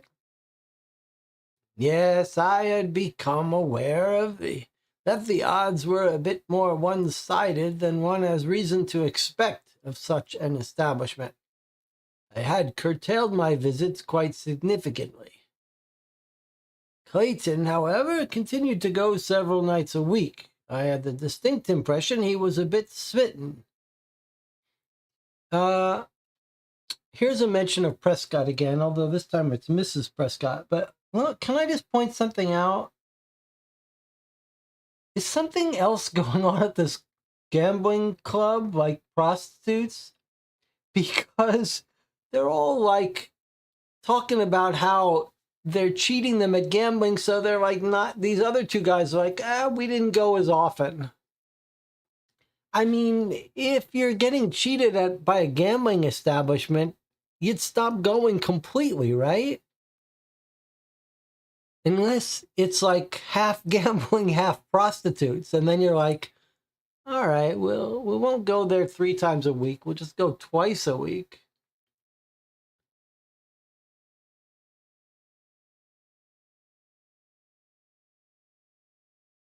So Mrs. Prescott, you think, is the name of the mother, but maybe not even the mother, not mother, not brother, or maybe stepbrother. Okay. But what about the fact that this gambling joint is ripping them off, but they're still all going to it, still going to it? Something else is going on at this gambling joint, I fear. Anyway, he says, I had the impression he was a bit smitten by Mignon. Did you have occasion to discuss this with Sir Clayton? Clayton was not interested in the advice of his old friends on this subject. I'm sure that I was not the only one who tried to warn him about the gambling at the tables and with the proprietors. You mean Madame Pierre? Yeah, and that Prescott fellow. He had a wild look in his eye I found quite disconcerting. Thank you for your time, Sir Edmund. If you think of anything else which might be useful, please let us know. Okay, who is this Prescott and how do we find these people? Can we find Prescott, Madame Prescott, the mother, in the directory? That would be nice and convenient.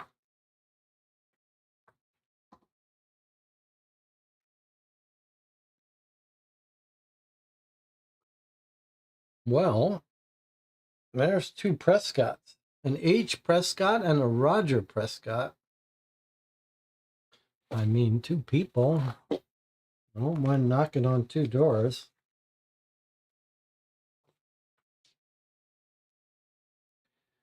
We've got a Roger Prescott and an H. Prescott. H. Prescott at 89 Southwest and a Roger Prescott at 27 Southeast in a bad neighborhood. Well, let's try the 89 Southwest. That seems closer to our people.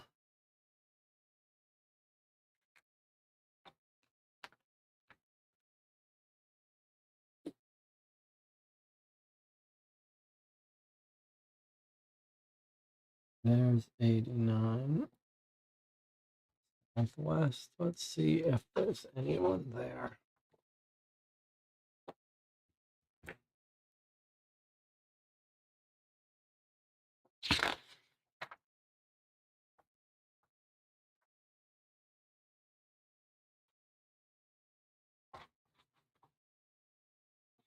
'89 Southwest, Queen's Walk. 89 Queen's Walk is as regally appointed as a house that is a stone's throw from Buckingham Palace should be. Rich carpets, comfortable furniture, and a sitting room with half a dozen card tables and 2 roulette wheels. We found it. Mrs. Prescott is dressed in black, but her mourning clothes, red eyes, and 60 years of life cannot hide the fact she was once a very beautiful woman. Today she's still quite handsome. Please excuse me, gentlemen. My loss weighs heavily upon me. I will try to answer your questions, but we understand, madame. We will try to be brief, Wiggins says with genuine sympathy. We all take seats after Mrs. Prescott sits.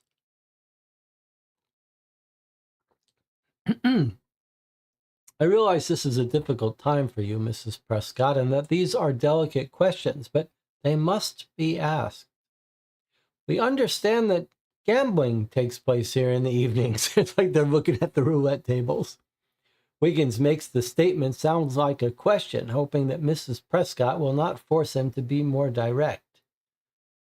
Young man, we do make our home an open, comfortable place for a certain segment of society to gather and entertain themselves, but I really don't understand the point of your question. Well, there have been hints of irregularities in the gaming which takes place here, and, well, intimations that your daughter's activities both here and on the continent were not always of the most. I'm sorry, young man.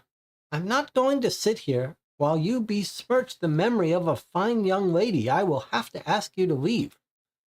Just one more question, if you please. What was the relationship between Madame Pierre and Sir Clayton? They were to be married. The engagement was to be announced next week. Engaged?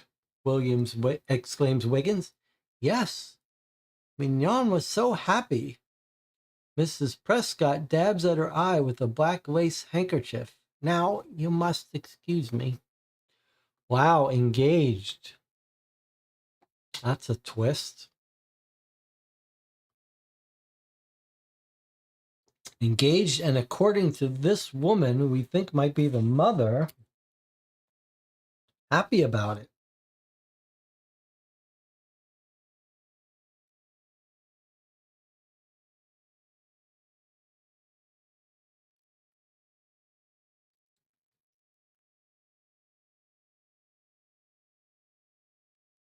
So he's in love with her.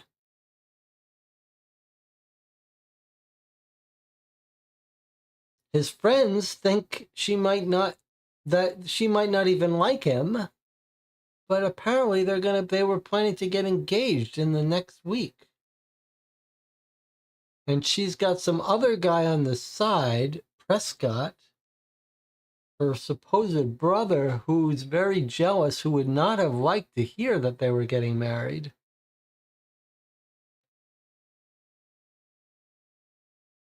So he is our likely suspect. Followed her, saw her through the window, and killed her.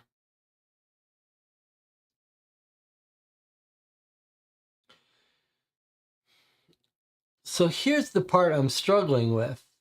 Why has Sir Clayton not told us about this? Why is Sir Clayton saying this woman robbed us? Why isn't he saying we were going to get married next week?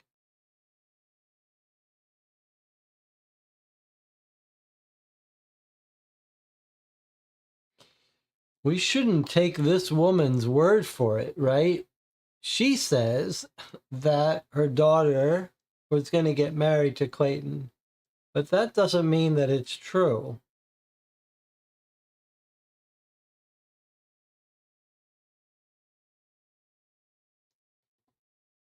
Might make sense to talk to the Society gossip reporter about her time on the continent and go to the French embassy. That's all reasonable. I think it's not a bad idea.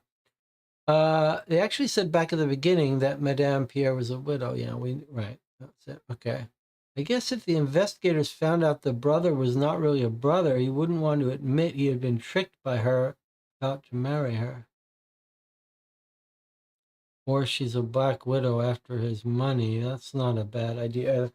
Before I forget, actually, a separate thing is we're told he might have hired a private investigator.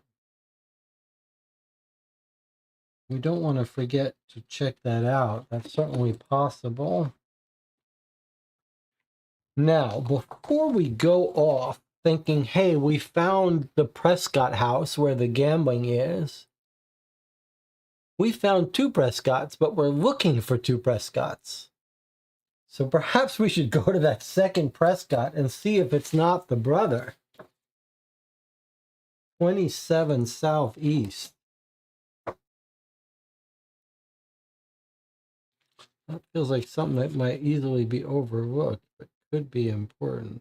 Could be empty, could have nothing to do with our case, but what if it does?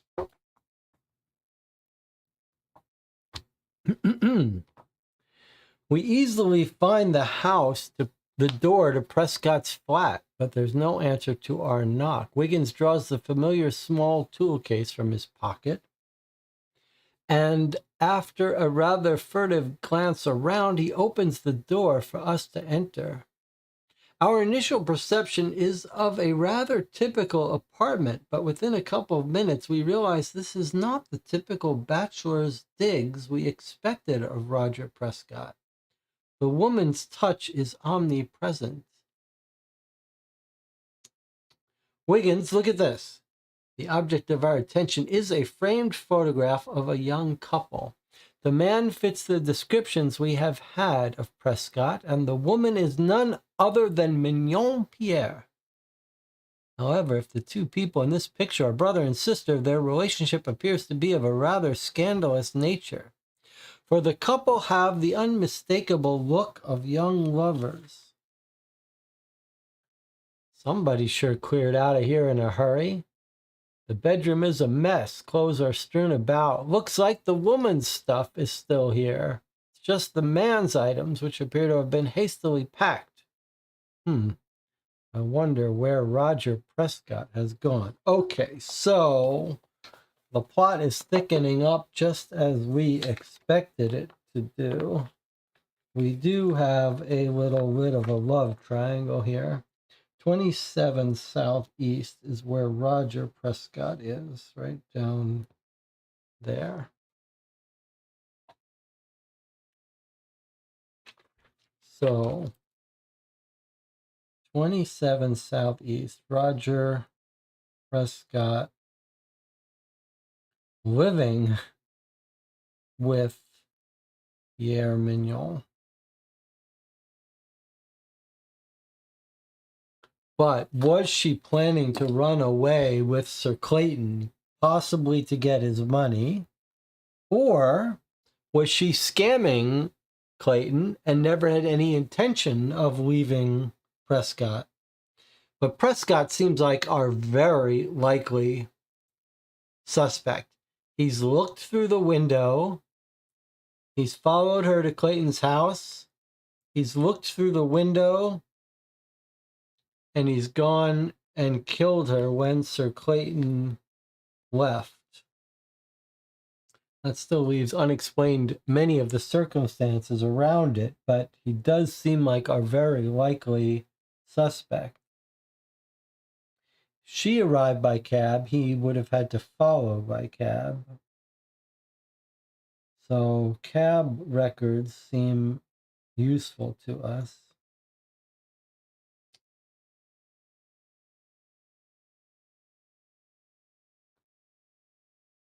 We might be able to find marriage records of the two of them.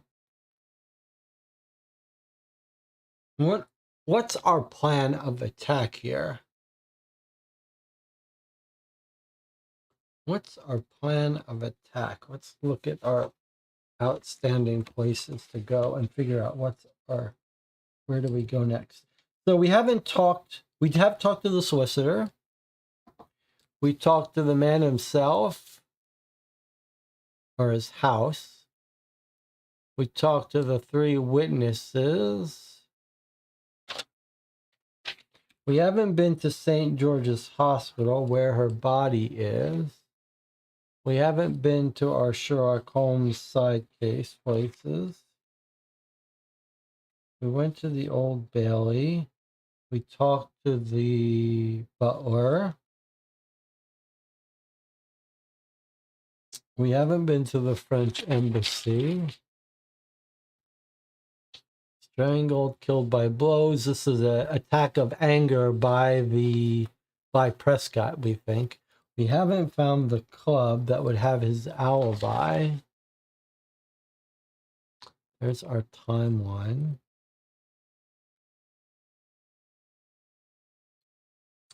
We don't have any information about the gun.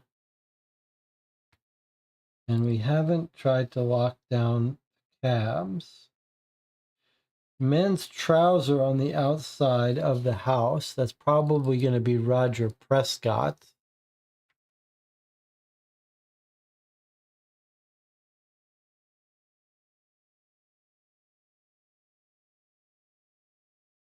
This is, I know you can't read this. He let her in. One person said, at one point he says he kicked her out. The other person says he left her. Okay. And we found the brother. This is 27 Southeast. So-called brother who's jealous. We found the mother.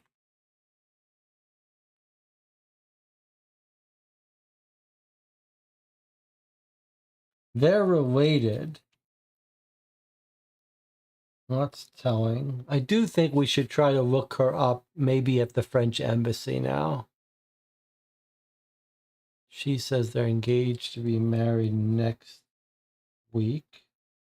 We haven't found the private investigator he hired. So he hires a private investigator. He finds out she's married and she's seeing this guy, and he confronts her about it. He gets mad. He strangles her. He leaves her in his library. And for some reason, Roger comes and kills her for reasons we don't know. That's our theory. So I think maybe we should go look for records of marriage, and we should go to French embassy and see if we have a history of her.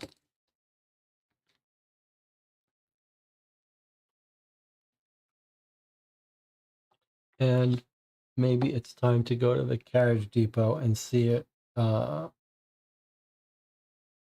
if how she got here and if she was followed.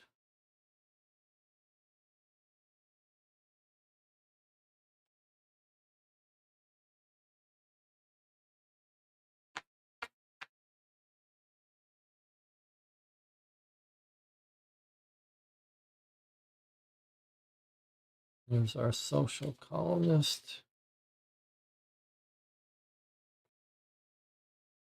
Births, deaths, marriages. Birth, deaths, these are the two different birth, deaths, and marriages. Okay.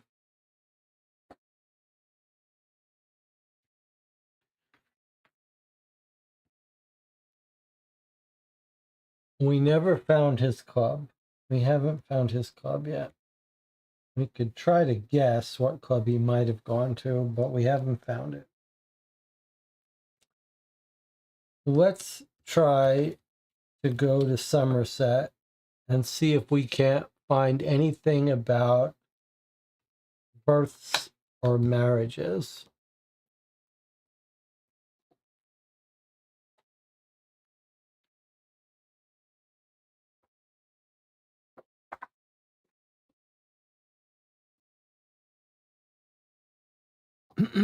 This is certainly interesting, says Wiggins as he looks over the information we have gleaned from a visit to Somerset House.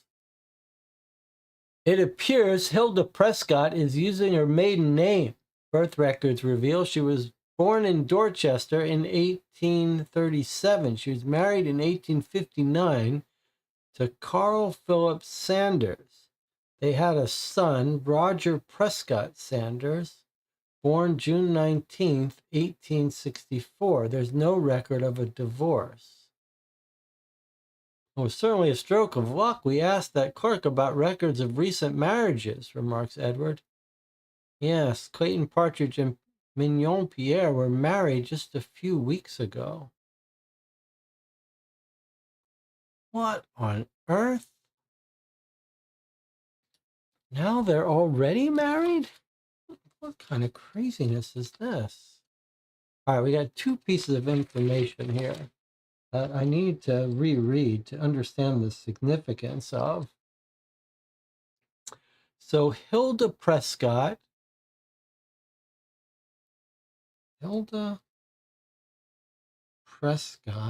is using her maiden name. Born in 1837, married in 1859 to Carl Philip Sanders. They had a son, Roger. Okay, so Hilda Prescott has a son, Roger Prescott. That's our Roger. Born June 19th, 1864. Born 1864. That makes him what, 24 years old?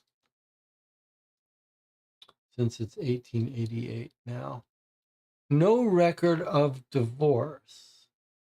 This is the mother here. The mother has no record of divorce. And then, as a separate thing that they discover here, is that Clayton and Mignon were married on September 28th. Totally unrelated non sequitur here. Okay, so Clayton, Partridge, Pierre, Mignon, married. Why isn't he saying anything about this? It's so weird.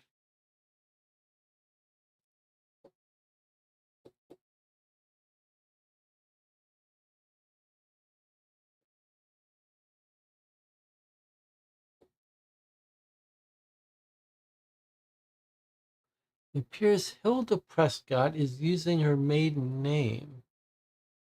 Okay, so what they're saying here is she married someone with the last name Sanders.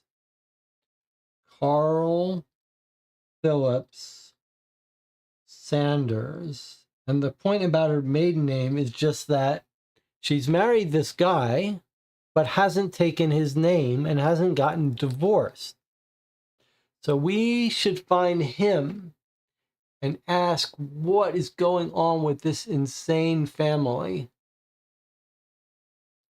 I think that's what this is leading us to. We want to talk to Carl Phillips Sanders, who's Roger's father, and find out what he knows about this nonsense. This is really throwing me, though, why Clayton is not saying anything about him having married this girl. I wonder if she's not already married to Roger, though. And that's why he doesn't want to admit it. Okay, let's see if we can't find Carl Phillips Sanders. That's my insight idea.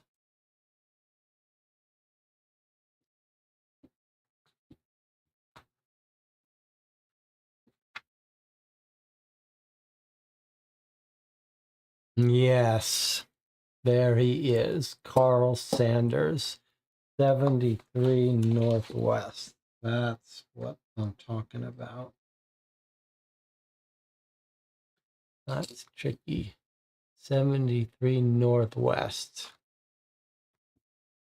This is normally where Jonathan says, "Good work, Jesse, spotting that." Isn't he dead? No, he's not dead. There's no record of him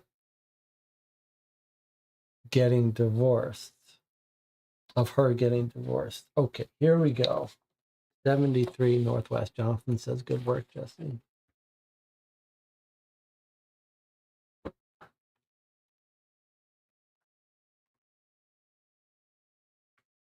I'm always surprised whenever I like compliment myself, like if we're on Discord or something and I say, I wrote something good, I wrote a good paragraph, or if I tell my wife, if I come out of the office and tell my wife, "Hot damn, I wrote a good scene, I'm good." Everyone gets a kick out of that. But boy, I'll tell you, one of the little secrets of life, you've learned to give yourself a good pat on the back. You're going to be happy, live a happy life. All right. 73 Northwest. All right, let's talk to the husband and find out what's going on with these two out of control women. "Yes, I'm Carl Sanders," answers the tall, stoop-shouldered man. "Why do you want to ask me questions?" Sanders exudes a sense of grayness. "Well, we're investigating the murder of Mignon Pierre. When was the last time you saw her?" "I never met the woman." Isn't she your daughter? I have no daughter. A bitter laugh escapes him. I don't even have a son. Hilda made sure of that. Said I couldn't give them enough on my clerk's salary and took the boy away, not even using my name anymore. I'm not sure I understand. You were married to Hilda Prescott, and Roger is your son, but not Mignon? My son. She's poisoned him against me. He doesn't care about an old man, just cares about himself, just like his mother.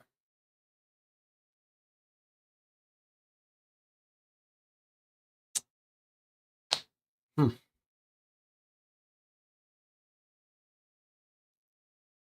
So, okay. This is a nice little scene because it requires a little psychology here. All right. We've come to him. We're asking about his wife, which is Miss Prescott, the woman we talked to who's still surviving, and who's supposed to be Pierre Mignon's mother. So we're asking him about his son, Roger, and possibly his daughter, Pierre Mignon. We say, isn't that her daughter? And here's his response. I have no daughter. Bitter laugh. I don't even have a son. So how do you read this? So the way I read it is that then we try to clarify. We say, so you're married to her. Roger's your son, but not Mignon. And he says, my son. She's poisoned him against me. Okay, so he hasn't answered that question. But the way I read this little ambiguity is that Roger is his biological son, but he's lost him because this woman, Hilda, has poisoned him against him. But Pierre Mignon is not his biological daughter. He's not even commenting about her. So Pierre Mignon is someone else's daughter. And perhaps we should look up Mignon. All right, so Roger is the biological son. But we don't know if it's going to turn out that Pierre Mignon is her daughter from another man, or if they're totally unrelated and they just call her mother. But what we do know is that Roger Prescott is Mrs. Prescott, Hilda Prescott's biological son, and that the family is money grubbing. He didn't make enough money for them, so she took him away.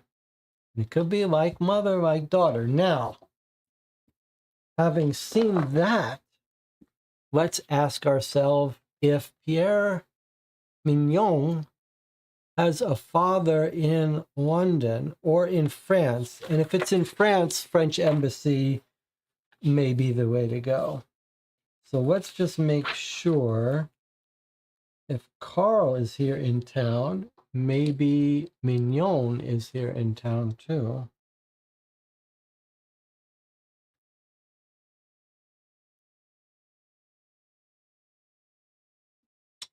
Not so lucky.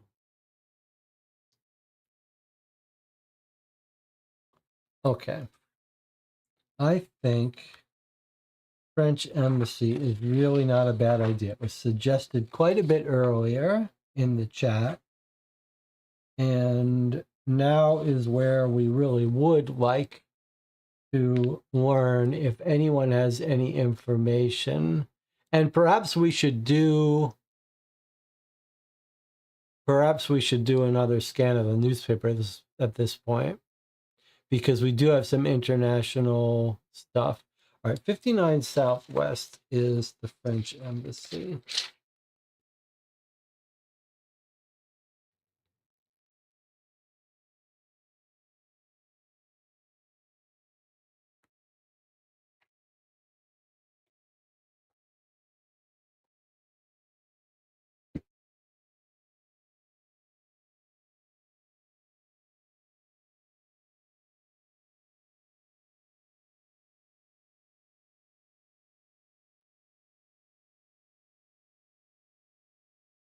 Okay, there is an entry for the French embassy. That's a good sign.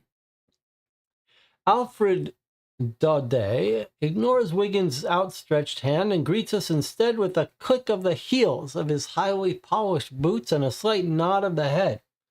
Everything about Daudet is highly polished: his sparkling gold-rimmed glasses, his shiny bald head, and his impeccable Oxford accent. "What can I do for you?"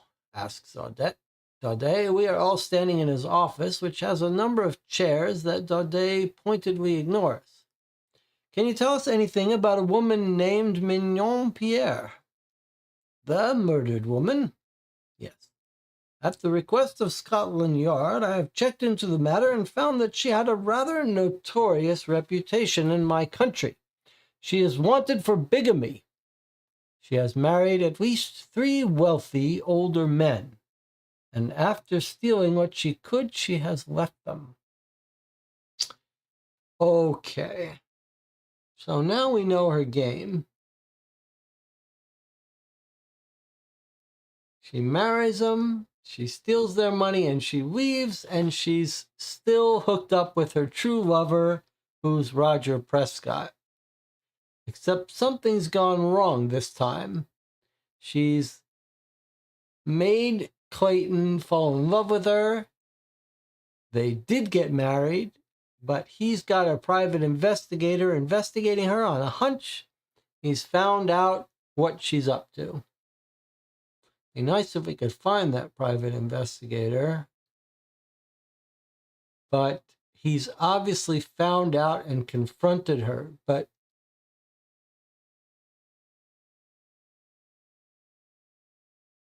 I guess that's why he doesn't want to admit to this. Because if he admits to being married and tricked, he looks even more guilty, more likely to have a motive to kill her.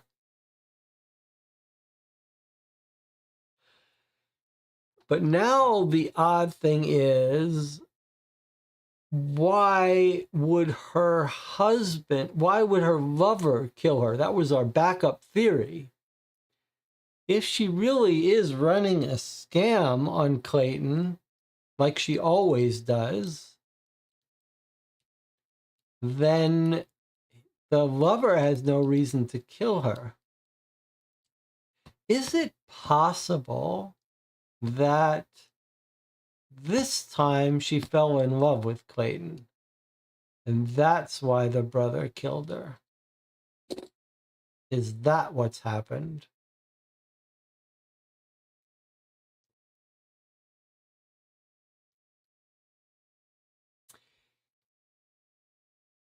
Has she come to his office at home and said, "I have to confess something to you. I'm a no good woman. I travel around, I seduce men, I marry them, I steal their money, and I go back to Roger. But this time it's different. This time I really am in love with you, and I'm scared of Roger." And he says, "You were dishonest with me." They get into a fight. Then they make up. And he says, "All right, I forgive you. I have to go to the club to deal with some business. I'll make it so you're safe from Roger. You stay here in my library where you're safe." And Roger has seen her, knows what he's up to, breaks in, strangles and kills her when she tells him she's done with him. She pulls out her gun,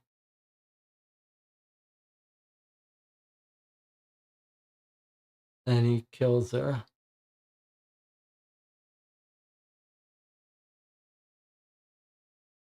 Or it's his gun, Roger's gun, already fired and missed, and he has to kill her.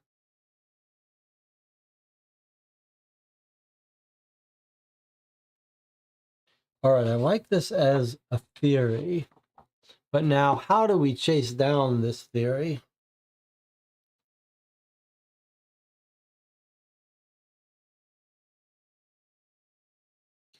Roger Clayton's not telling anyone about it. Not Roger Clayton, Sir Clayton. And Roger Prescott's on the run.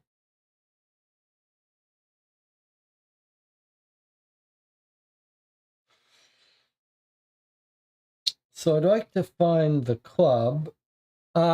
Carriages, maybe.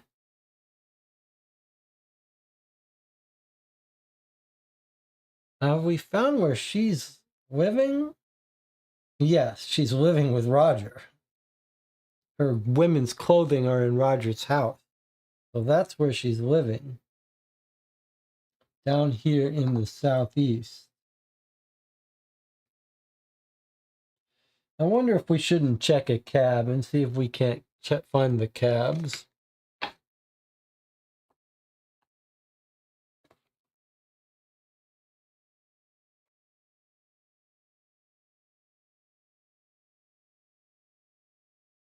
Let's go to the cab company. I want to see if we can't track her and the person following her.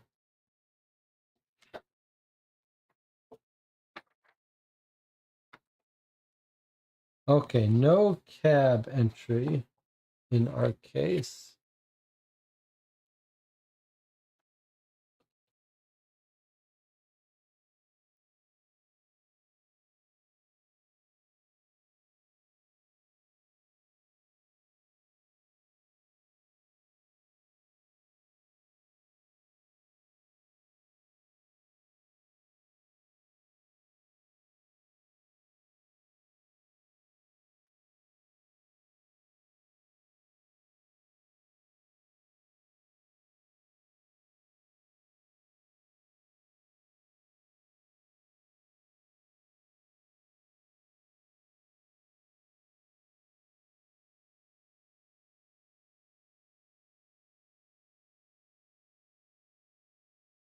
Let's try to at least close up all of our open leads.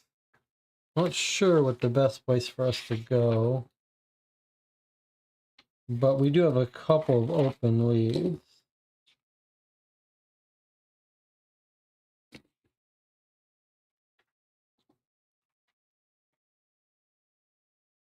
We haven't found the private investigator.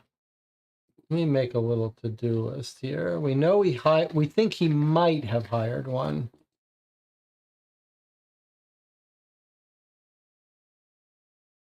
There are private investigators. We could look for one in his neighborhood.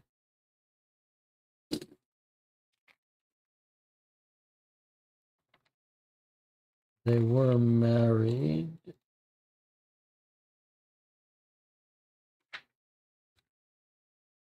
We checked cabs. There's the male trouser, the gun. We don't know whose gun it is. We could try the gun shops.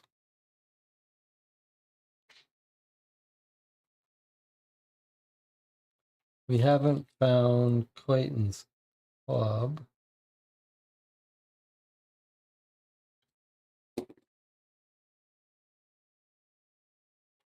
We did go to the French embassy.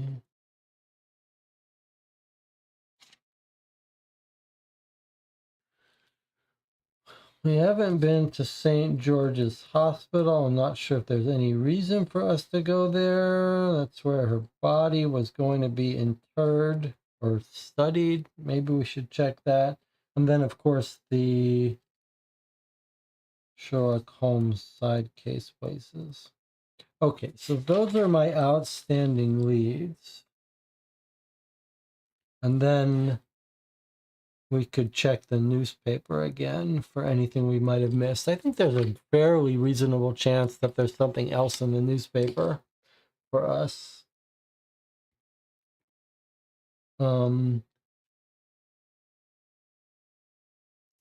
Was the gun fired? Did it say? It absolutely said that the gun was fired.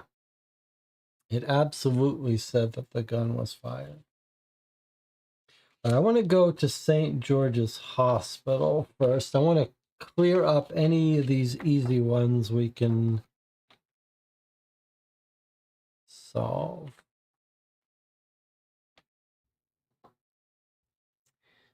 St. George's Hospital, 57 Southwest.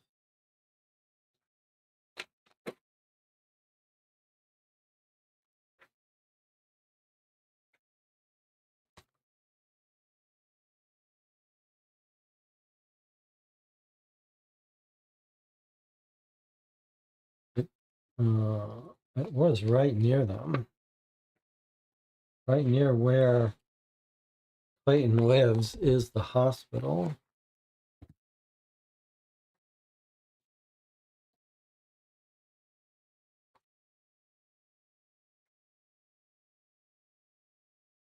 No entry for 57 Southwest. Okay, well, not unexpected. They said her body was going to be there later. She has a gun. She lives down here. So if we wanted to look for a gun shop, we might look for one that's down here. Sir Clayton's Club would be where he lives. There are a bunch of clubs up here. That seems like where he might go. The Card Club, Carlton Club. We could try these. Private investigators. Let me just see if there's a private investigator near his house that he might have hired. Or he might have hired someone in his club.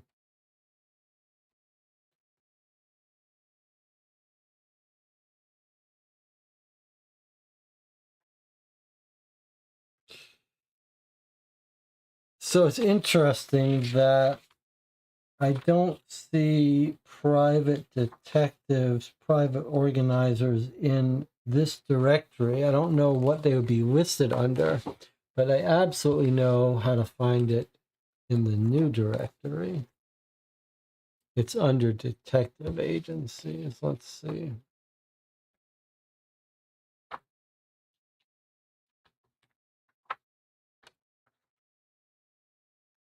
Detective agencies. So there is one in his neighborhood, 84 Southwest. Todd's private inquiries. 84 Southwest is right where?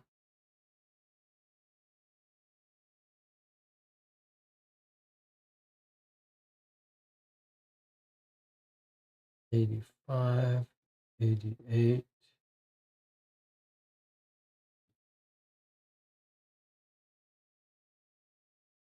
83, 84. So if he was going to go hire someone, that would be a reasonable place, although it is at the other end of town. Any others in the Northwest? 24 Northwest is Pinkerton, which is pretty close too. So let's just try 24 Northwest, Pinkerton, or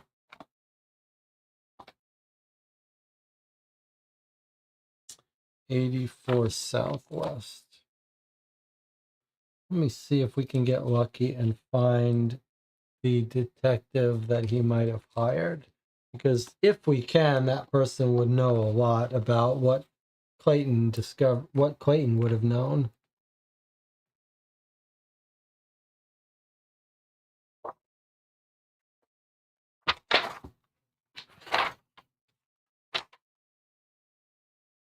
Okay, so 84 Southwest. Yes, absolutely, we got it.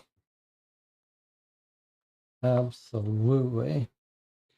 Befitting an establishment cognizant of the necessity of discretion, Todd's entrance is through the mews and is marked by a rather small rectangular brass plate. At the top of a single flight of stairs, we find ourselves faced with an open door. Through the doorway, we discover a young man quietly and busily writing at a desk. Without looking up, he acknowledges our presence. "I'll be right with you. Won't be a minute." About 45 seconds later, true to his word, the young man ends his writing with a flourish, sets down his pen, pushes his round gold-rimmed glasses up his nose, and says, "Good evening. How may I be of service?" "Is there a Mr. Todd?" asks Wiggins tentatively. The young man studies us briefly before responding. "You gents look like you can appreciate a bit of joke, so I can tell you the answer to your question is no. There's just me, Jacob Winthrop." He extends his hand to Wiggins. "The Todd is just my little joke. You know, German? What's in a name? Fast, reliable, and discreet. That's me. What do you want to know about and whom?" That's because the name of this place is Todd's Inquiries or something. I don't quite get the joke, but it's not a problem. "Mr. Winthrop, very glad to make your acquaintance, I'm sure. My name's Wiggins. I don't remember running into you before. We do a bit of investigating ourselves, usually for Sherlock Holmes." "Sherlock Holmes? Do you really know him? Do you think I might be able to meet him? He's a hero and an inspiration. How may I help you?" Winthrop's youthful enthusiasm is contagious. Wiggins makes an effort to sound professional. We understand the need for discretion. We realize your clients are entitled to confidentiality, but have you by any chance been hired recently by Sir Clayton Partridge?" Winthrop's eyes twinkle behind the round lenses, giving him the look of a leprechaun. "I certainly would like to help you, Wiggins, but you're right in what you say. I do owe my client confidentiality." "Well, would it help you if we told you we've been hired by Sir Clayton and his solicitor, Sir William Morris, to look into the death of Mignon Pierre? We have reason to believe you may have information useful to Sir Clayton's defense." "You mean he's been charged?" "Well, not yet. But we do expect him to be arrested before the day is out." He has been arrested. The young man sits in silence for a minute or two, obviously weighing his obligations and choices. With a big sigh, he leans forward, his hands planted solidly on his desk blotter. "I'll tell you what I know. Sir Clayton did hire me last week to investigate the very same Mignon Pierre. He didn't like what I found." We do not have to wait long for Winthrop to continue. Well, she was poison. That's what she was. They were up to their usual scheme, those three. They set up a fancy house with a bit of gaming, illicit and crooked. They managed to work in a bit of blackmail, and Mignon hooks a wealthy man or two, usually old enough to know better. The denouement varies a bit from city to city. Sometimes she actually marries the old fool. Then she spends a couple months robbing him blind before disappearing. Sometimes Roger Prescott, that phony brother of hers, who at times has claimed to be her husband, steps in and threatens exposure. Occasionally, their gambling gets them into trouble before Mignon can get her claws into a victim, but not always. Apparently, they've left a corpse or two in their wake, and Roger Prescott has been a chief suspect, but he's never actually been tried. And you told all this to Sir Clayton last week?" "Well, on Saturday, actually, though I must admit I tried to tone down the language a bit." "And what did he say?" "I thought the man might have an apoplectic fit right then and there. He turned livid." "He didn't actually say anything. He just took the written report and stormed out. That was the last time I saw him." "Well, thank you very much, Mr. Winthrop. If we can be of service to you in the future, please do not hesitate to call upon us." I will look forward to the opportunity. Good job, Jesse, says Jonathan. Yes, okay, so that was huge. However,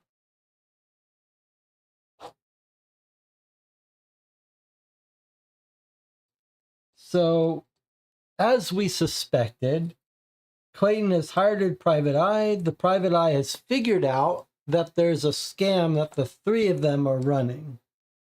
And he tells our guy. In fact, we're told exactly when he tells him, and that's important. Confirms the fake brother. Confirms it could be blackmail. Okay. When did you tell him? Saturday. Now that's important. I just want to make sure that he's married her before he's learned this. So let's make sure that we've got our dates right. So according to our reconstructed timeline,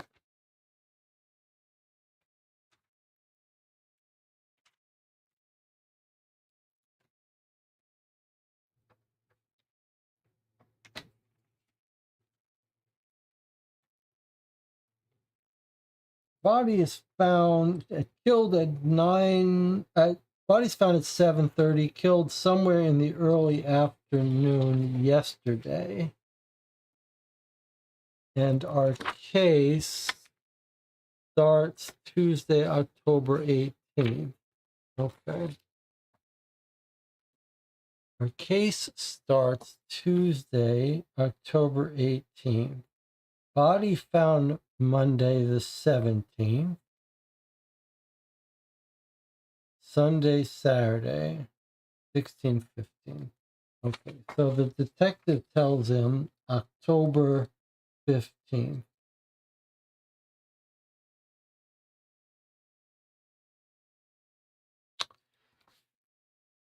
And I believe we were told that they got married on September 28th. So that's from the official records. So they're married on the 28th.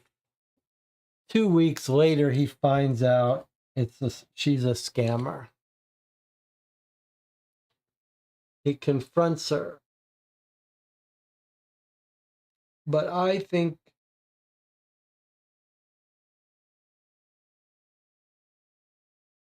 so. Let's assume he didn't kill her. Now he's got a pretty good motive to kill her. Well, let's assume he didn't kill her. So I wonder if she doesn't talk him out of it. Like he strangles her a little. Either he leaves her, but I don't see how you would leave some girl in your house that's scamming you. I don't know why he hasn't told anyone that they're married either. Pretty weird. But let's say she convinces him that it's real this time. So he says, I got to blow off steam. I'm going to the club. You wait here for me. I believe you. The one possibility is that Roger comes in and she says, no, I really love him. And Roger loses it and kills her. Although I'm not sure. Is he really the jealous type if he's letting her do this? He may not. Well, yes. Yes, they are romantically involved, and he is always jealous. So it's quite possible that if she tells him this time I'm really in love with this guy, that okay, I got two good theories here. Okay. Let's do this and then we'll take a break. All right. So we've got a bunch of stories so far. Now, let's do it like this. All right, pay close attention. Our theory one let's call this, I'm not even going to write down the theory that our client killed her. That's certainly a possibility, but we won't write it down. Or I guess just for completeness, we'll call that theory 0. That's our null hypothesis. Our null theory is Clayton guilty. If so, we got nothing to do. Okay. Now, theory 1 is she convinces him, not she convinces him, she loves him. She loves Clayton.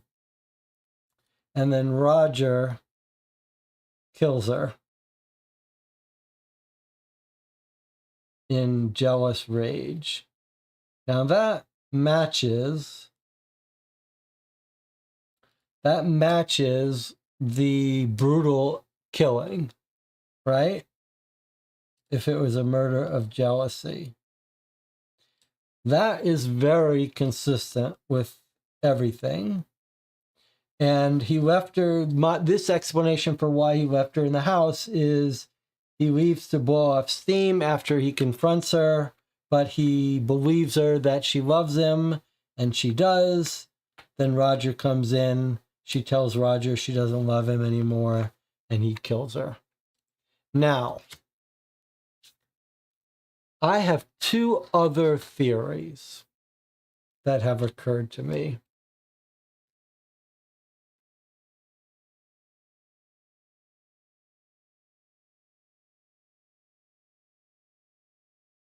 I'm going to give you theory 2, and then I want to see if you can figure out what I'm thinking for theory 3.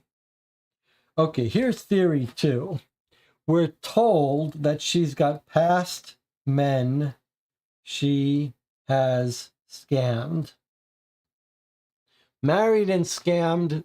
She's doing this all over town, all over the country, all over the world. She does this. The 3 of them do this. So theory 2 is that one of these men caught up with her and killed her. I don't love that theory, but it's a possibility. Now, theory 3 is the one I want you to try to guess what I'm thinking. It's very similar to theory 1. Okay, now, imagine this. Imagine that she goes to Clayton. He says, I've discovered you're in this scam. Right? Discovered you're doing this scam. It's all over for you. You're not going to get any of my money. Nothing. Either she convinces him that she really does love him, or she's just despondent that she's not going to get any of his money, and he strangles her and leaves her passed out. Let's assume the former. Now, in theory 3, Roger has followed her, and he comes in through the window again. Same as theory 1.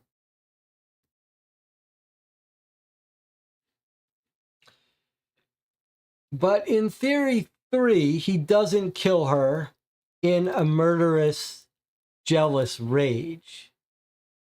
But something else happens. Can you guess what I'm imagining as a possibility for theory 3?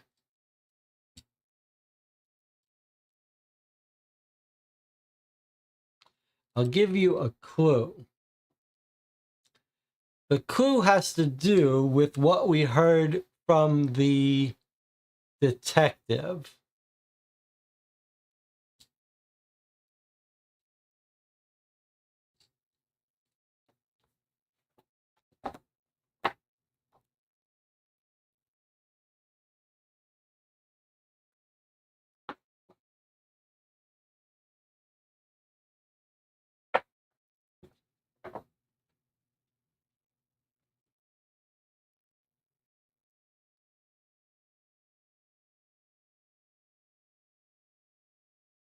think it was the detective or the French embassy. Yeah, there it is right there. Okay, here's going to be a clue. I'm going to show you this paragraph from the detective again.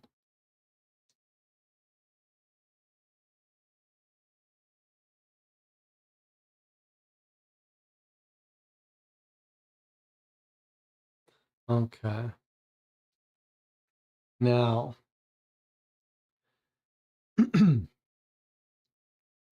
imagine, so the here's where I'm focusing in. That word right there.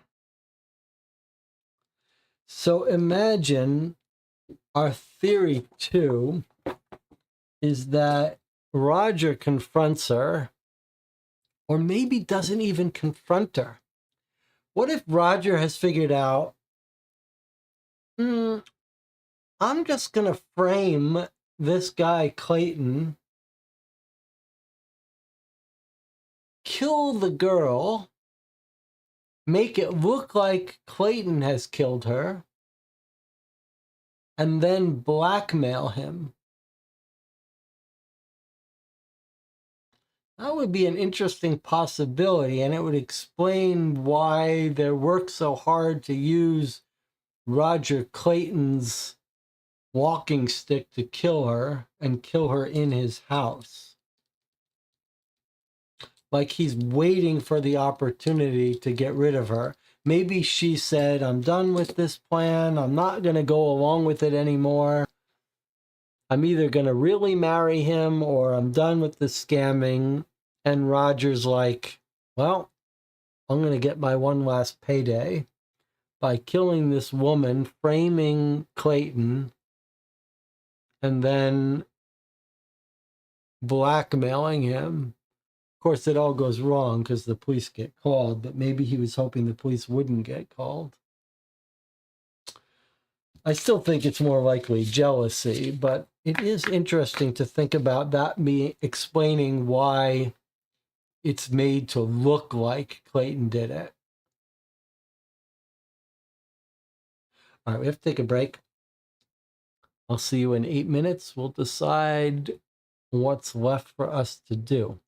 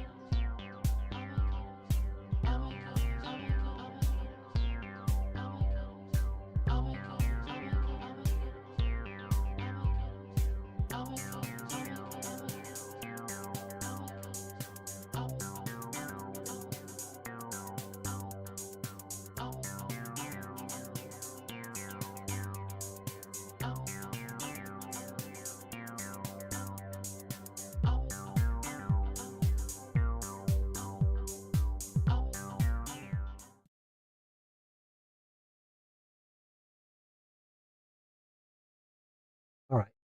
It's 1 a.m. here, 1:20 a.m. We've been streaming for 3 hours. Some discussion in the chat. Marco says, I keep thinking Clayton went crazy, strangled her not to death, though. Then he leaves her and goes to the club. I think that's possible. Jonathan had an alternate theory. Roger came in, tried to do the part where he confronts Clayton with blackmail. Two of them got into a fight, and Mignon accidentally gets killed. So Jonathan keeps coming up with situations where she gets accidentally killed. That's an interesting idea. I'm not sure why he would. It's hard to imagine him leaving to the club, though. In that case, like, why not call the police at that point? Marco says, why would he kill the goose that lays the golden egg? Talking about if Roger killed Pierre, unless he knows that she was leaving the job. That was my theory, is that she tells him she's leaving the job and then he kills her. Let me come back to Nelson's comment. Jonathan, some people are joking about the butler, but the butler seems loyal. I could see him doing it. Why doesn't he get rid of the body? Yeah, that doesn't make sense to me. First of all, remember the piece of fabric on the iron gate that looks like someone was jumping over it? And the second thing is, no one has covered up. Like the butler, if the butler was going to do anything, he would cover up for the master of the house. But instead, she's been killed with the cane belonging to the master.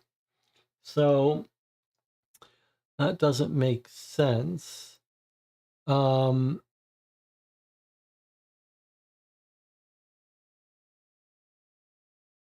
and Roger both dead. Get rid of Roger's body to put the blame on him. I guess it's a little bit of an interesting idea, but don't forget, we found Roger's house and all the men's clothing has been removed. That is too clever for someone trying to frame Roger. And he's just done a terrible job of framing Roger, so I don't buy it. But I do think, here's what I think. I think those of you like Nelson who are focused in on the gun are rightly focused where you should be. That is the little twist that we haven't been able to make sense of and feels like it's the thread that needs to get pulled. Why is there a gun? Why? How is it fired? Who did it belong to? And it's a little bit like the dog that didn't bark. No one hears the gun go off, but it's clearly fired. So, how is that possible?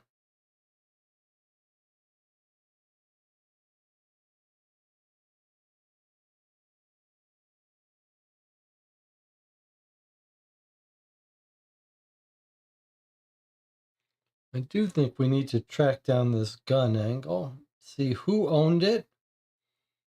Does everyone agree that it couldn't have been fired? Like, if it was fired, someone would have heard it. Marco says, what about seek a witness, as Jonathan said? Well, what did Jonathan say? Like, how do we... What was the comment? Like, you got it.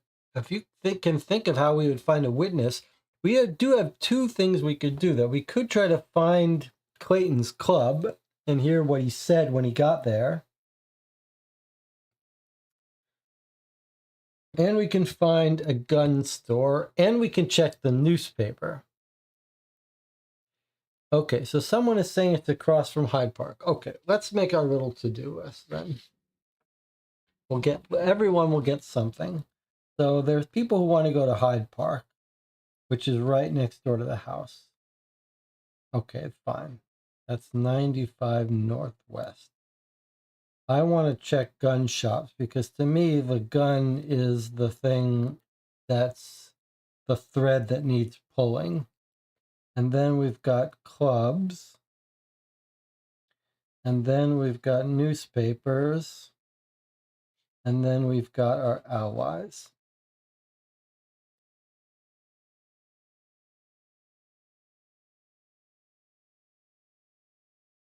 Okay. Let's do it. You want to go to Hyde Park? Let's go to Hyde Park. 95 Northwest.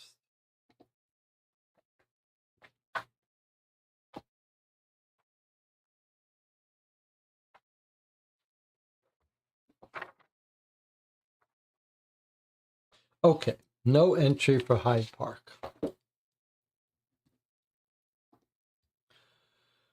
All right, let's see if we can't find a gun shop. Now, if the gun belonged to Clayton, it's going to be a gun shop here. If it belonged to this couple, it should be around here, which is what makes it more likely to me. Let's see if we can't find gunsmith in the southeast.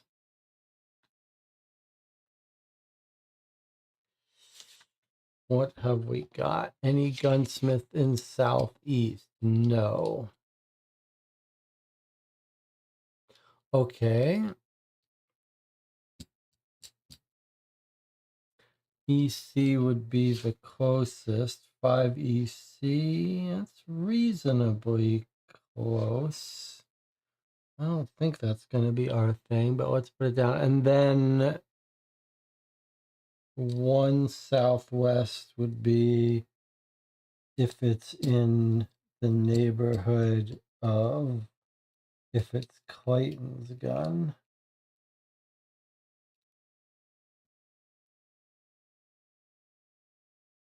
Or even Northwest, 31 Northwest, 12 Northwest.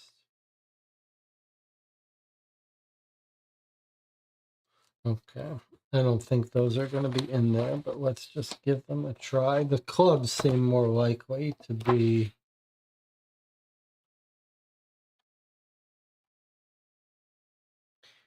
Okay, so 5 south, 1 southwest, no.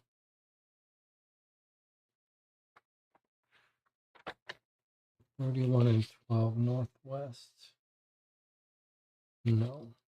Okay, it can stop right there. No gun shops. All right. What about clubs?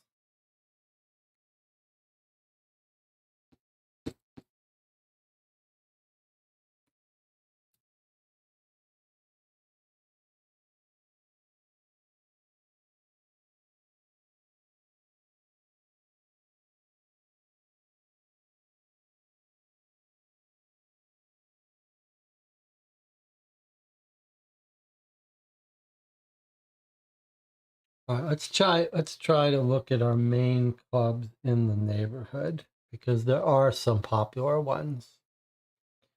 We've got the Baldwin Card Club at 88 Southwest. We've got the Carlton Club, 7 Southwest.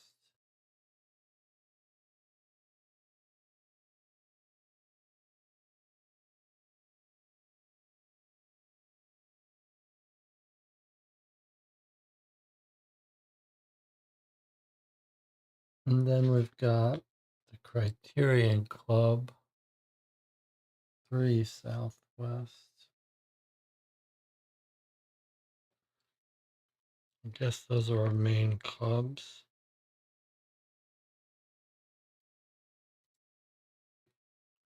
All right, let's just see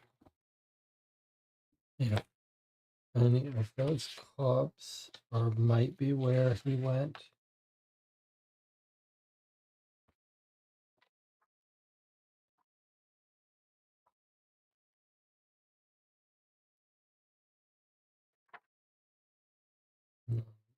Okay. No, that's 7.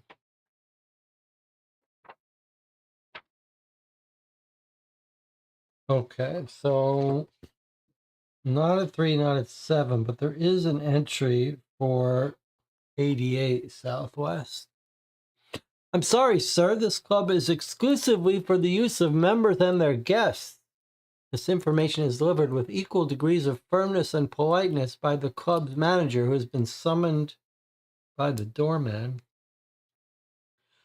I'm sure you would not want to stand in the way of a murder investigation, responds Wiggins. Perhaps you can help us by answering a few questions. If this is about Sir Clayton Partridge, I can assure you there is nothing I can tell you which will help. He is a member of long standing. He was here yesterday afternoon and evening. How the police can suspect such a gentleman, I do not understand. Good day. The club manager leaves us in the custody of the doorman as he walks away, shaking his head. Sorry, gents, you've got to go. Perhaps you can help, says Wiggins as he discreetly presses a crown into the man's palm. Were you working last evening? That I was. His nibs came storming in here about 2 o'clock and headed straight to the bar. Oh, that doesn't really help us much. That's the end of the entry. So we've just checked out his alibi, sort of. He did come to the bar to drink, but as we pointed out earlier, it doesn't help him too much.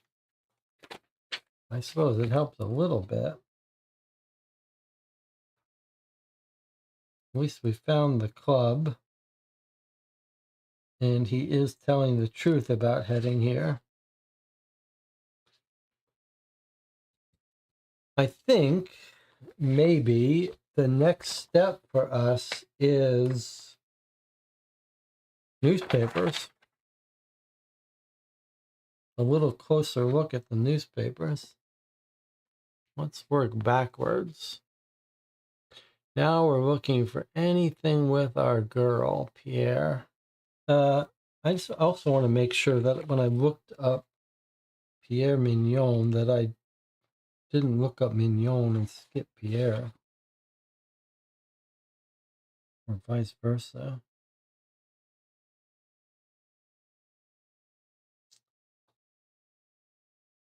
No Pierre. Let me just make sure there's no Miguel.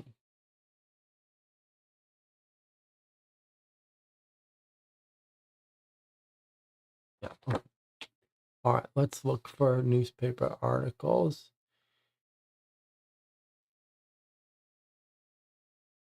Mining companies. Income tax. Money market.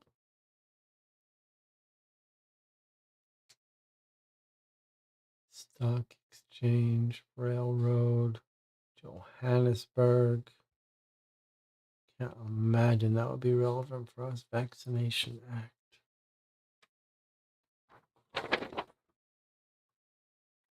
Let's look at this French article.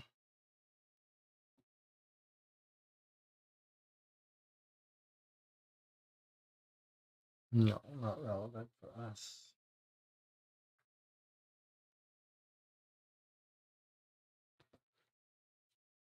Child desertion.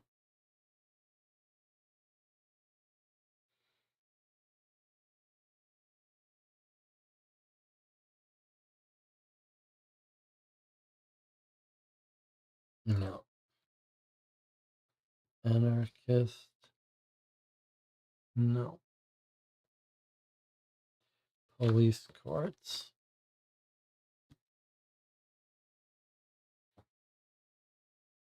Selling camp-rated oil. Robbery with violence.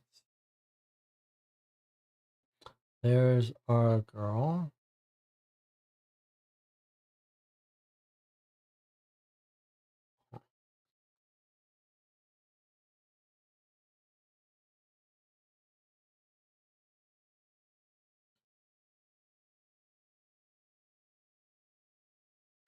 No. Before I continue on, I do want to put an idea that maybe we should keep in the back of our head.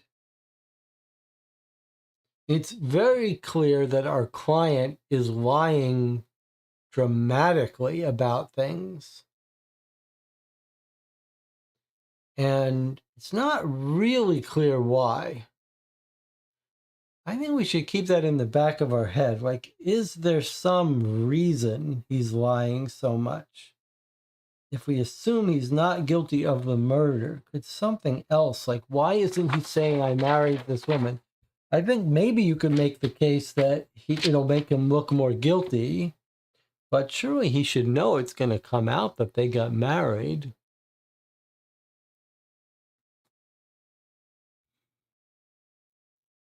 Okay, let's continue through the newspaper a bit. Theater, Macbeth. Theater. Theater, vaudeville. Theater. Theater, no one involved. Elocution, typewriting, butterflies. Tours, travel, West Indies, to the Orient.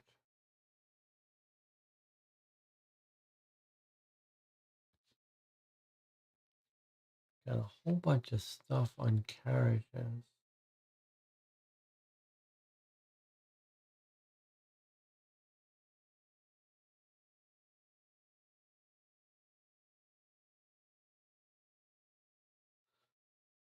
So someone's selling a carriage. That's clearly not important for us. Here's an exhibition of carriages for auction. That's not going to be us.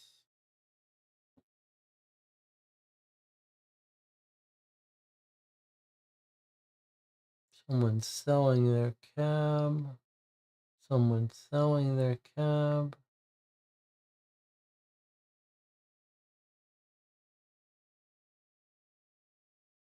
Can't imagine our people buying cab. All right, well, that's all of our papers. unless we have a previous day's paper that could be important for us. And I think we should look.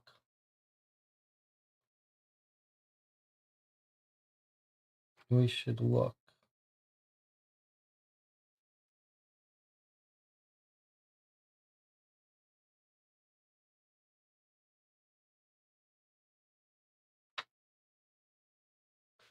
This is a paper. I think this was involved in our previous case, but I think this was involved in our previous case.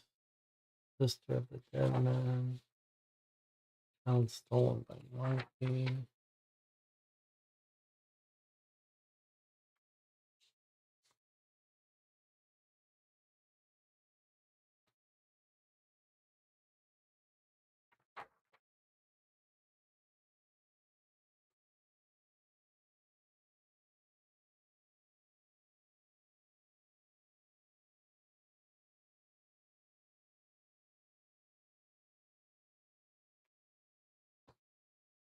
Here's an article about bigamy.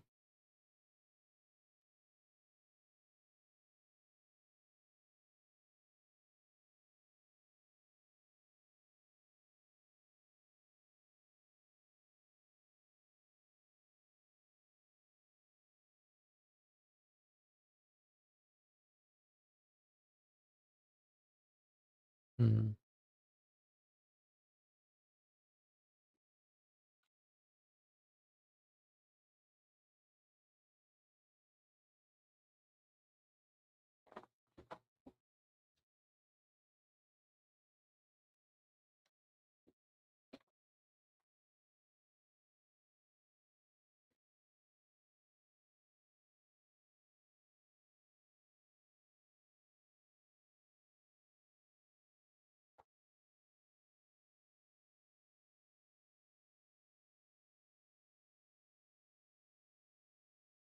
Oh, surprising to have so little of the newspaper actually used. They were married on the 28th.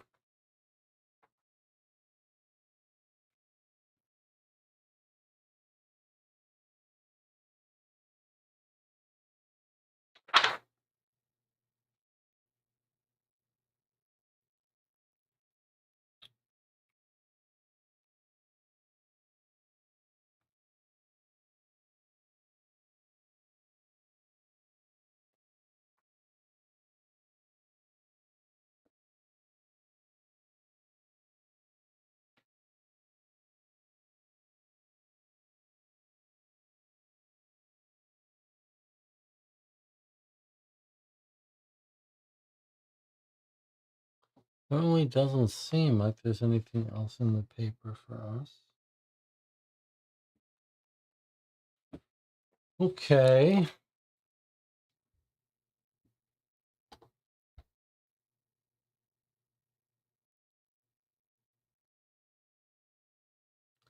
As for witnesses, there's a spot between Hyde Park and Clayton's. It's 59. That's 59. That's the French embassy. We've actually already gone there for other reasons.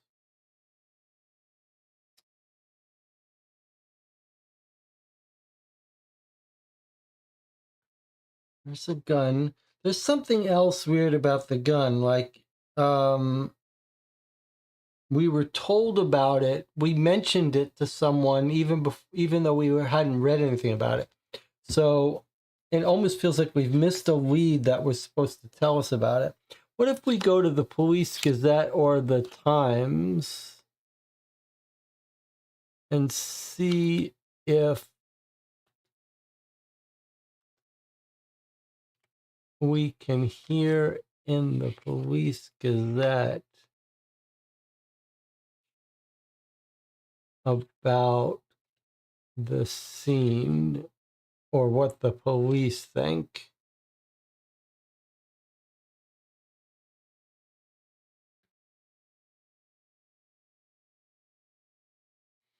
$35 EC. Let's go to the Police Gazette.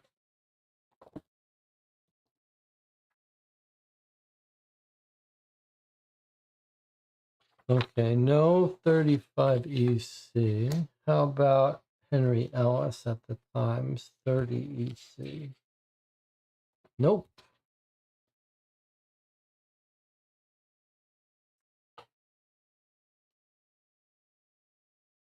Let's try the criminologist and medical examiner. I think we already went to the medical examiner. Let's try Murray, 22 Southwest.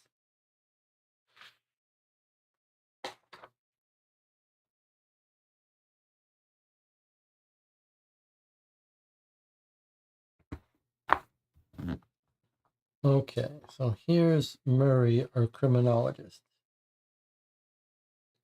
Ah, Mr. Wiggle, what brings you to my humble laboratory this day? I understood you had forsaken the art of detection for the art of declamation.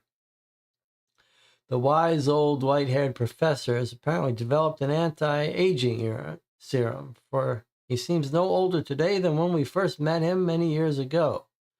Wiggins has long since realized that Murray is well aware of his name and merely enjoys inventing new variations. Well, one can never know too many art forms, Professor. You certainly are a master of the art of criminology. But what can you tell us about the murder of Mignon Pierre? Blood, Wiggins. It's a question of what the blood can tell us. Someday we'll be able to tell a great deal more from blood, but even now the smallest trail of blood begs for an explanation. What's your explanation? I don't know if you've spoken to Spilsbury. The bruises on the victim's throat suggested strangulation. However, there was more blood spilled than would be the case if that were the cause of death. A bloodied walking stick and the wounds to her head indicated the actual cause. But blood was found in two other significant places, or perhaps I should say three. Both the inside and the outside of the French windows had traces of blood, as well as a bit of a trail from the door to the window. Now, what other physical evidence have the police discovered? Only the gun found near the victim. It was a small Derringer and had been fired once. Okay. Now we've got something. What have we got? What have we got? Who can tell me?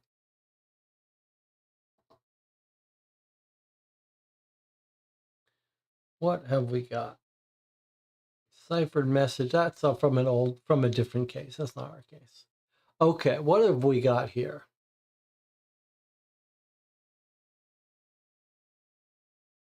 This seems to me to be telling us something. Suggesting something.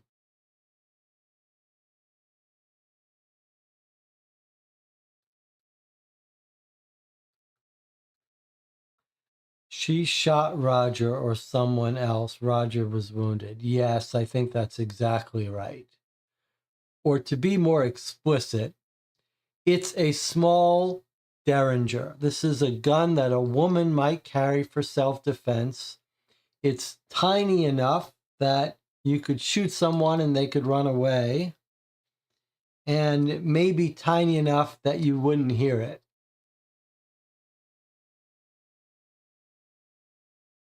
Maybe. So I think, all things considered, I think the Derringer means that Pierre Mignon fired. The traces of blood on the way out means she hit someone. That's evidence that she wasn't killed by our guy, Clayton, that the killer is wounded, and that it's probably Roger on the run.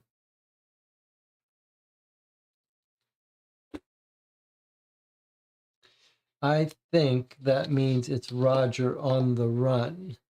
Now,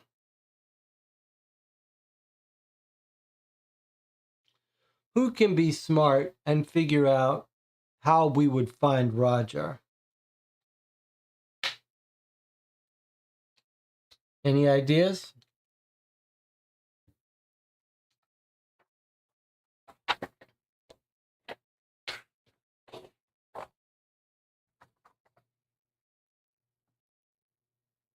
Pillsbury, that was 38. Okay.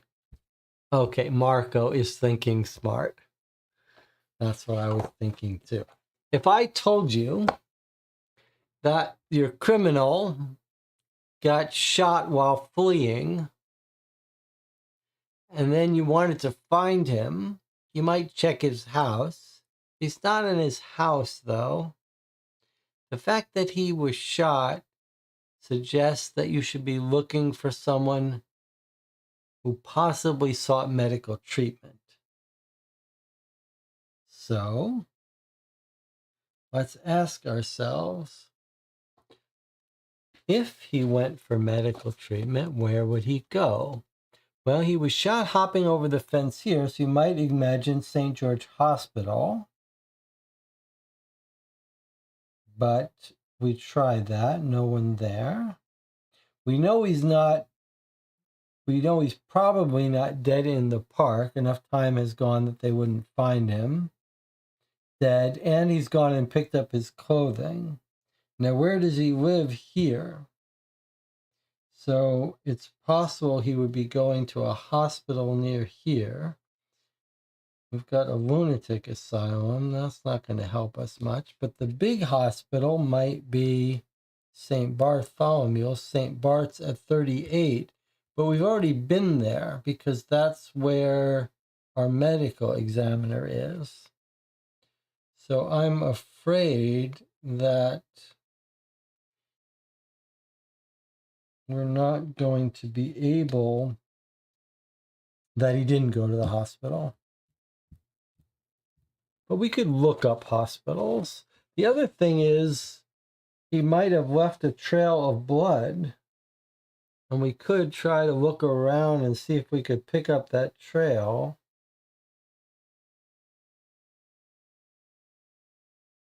There is a hospital in the neighborhood right here, Chelsea Hospital. Should we check that? 45 Southwest. Boy, that would be nice. No.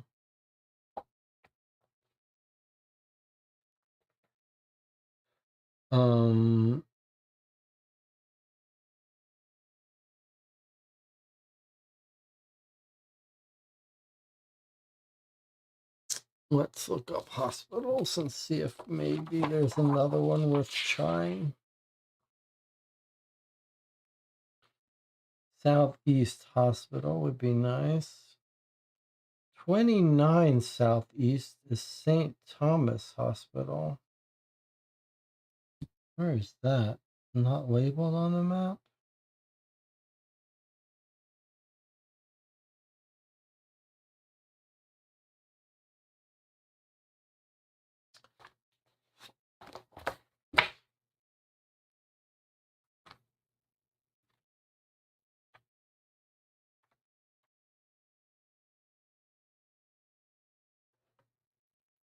No 29 Southeast. Okay, well, that was a good guess for hospital.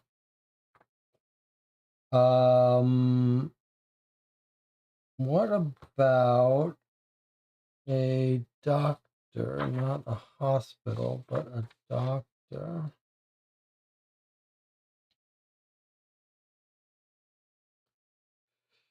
He's in the Southeast, so there's a doctor at 46 Southeast where he lives. Let's see if we can't catch that.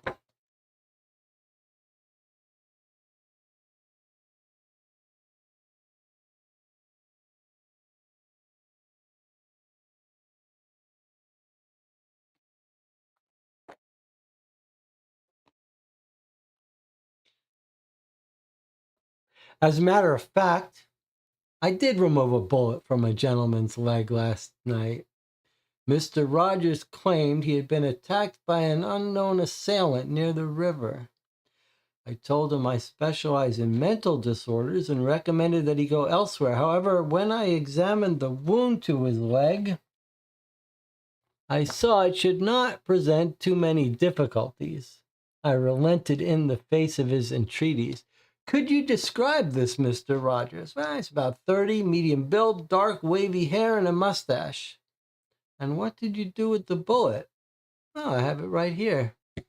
He retrieves the bullet from a drawer. Wiggins looks at it carefully and says, looks like it might have come from a derringer. Mr. Rogers did assure me that he would report the incident to the local police, Dr. Gabilsko adds as we thank him for speaking with us. So, okay. So,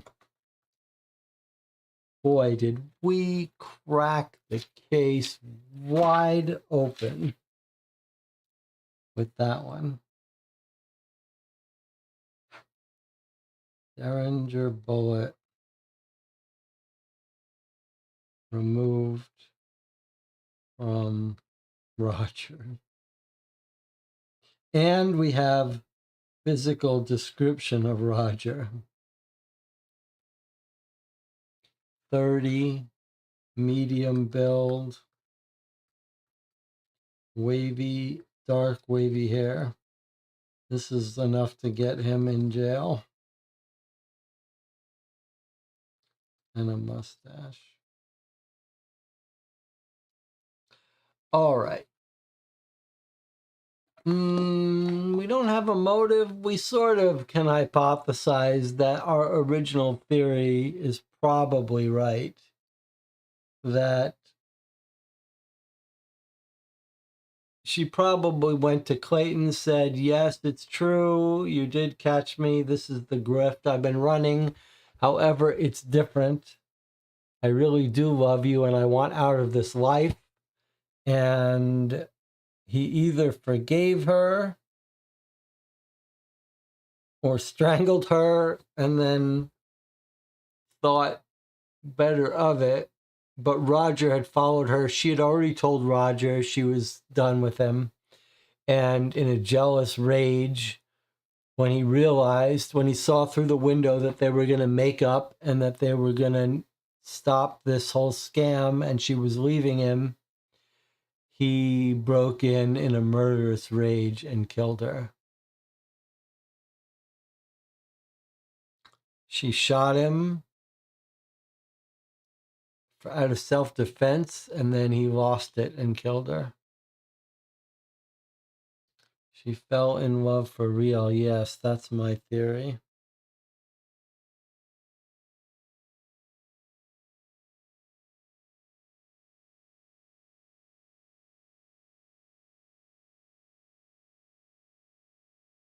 I suppose you could come up with another alternate theory that went something like this.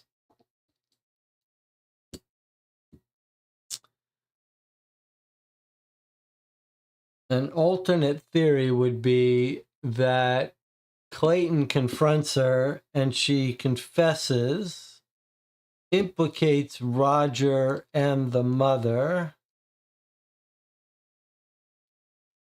and Clayton says,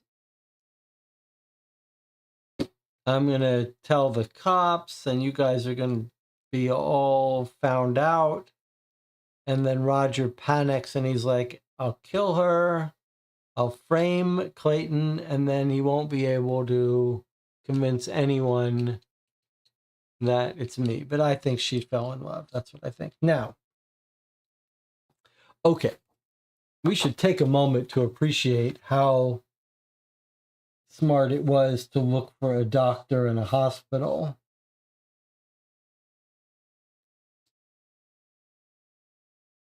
It sort of goes a little bit against my normal theory of, like, we looked up hospitals and there were no entry. You might at that point give up. But the doctor had an entry. So if I was writing this case, I would have put an entry at the hospital where we ask about it, but we get told no. But it was kind of fun that we had to not give up. Maybe I need to rethink that. Okay, so now let's use that same deductive reasoning that had us get into a doctor to ask ourselves, this is probably all we need. But Roger has fled. He's cleaned out his clothing, put it in a suitcase. If you're a cop, you might be brainstorming. You say, look, he could be gone. We'll never find him. He's in another state, another country. But you still should be checking the possibilities you can check. So what would you check? If you weren't sure if he's left town yet, or maybe he has left town, but if you're not sure he's untraceable, he might be traceable, where would you go? What would you do? What loose ends would you want to run down?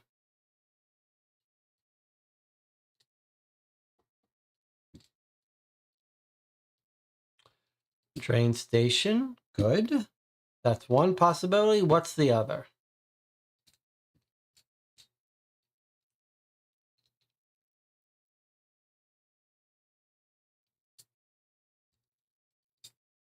If you wanted to try to find Roger, no guarantee you'll be able to find him. In fact, probably you won't be able to. Jonathan says boats. Yeah, you could try to see if he's booked a boat. Probably harder to get a last minute boat, though. I'm thinking of something slightly different, though. Probably a little hard to get a last minute boat, but possibly. Boats don't leave every day. Train, though. All right, come on, Derek. What's it going to be? Hotels. Exactly right. Okay, so there's your two possibilities. He's got the bullet removed from him. He's on the run. One possibility is he's gone to a train. The other possibility is he's holed up in a hotel or a boarding house. So let's run down those leads. Okay, there's his house. We absolutely know that there's his house. So what train station is he going to if that's his house? Waterloo. So let's go ahead and check Waterloo. 37 Southeast.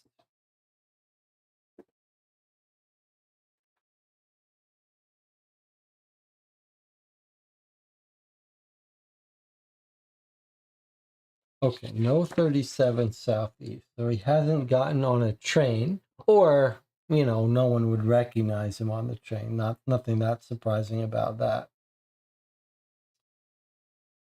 Oh, well, there is London Bridge Station. Maybe we should check that. For Southeast. No London Bridge Station. Okay, so now,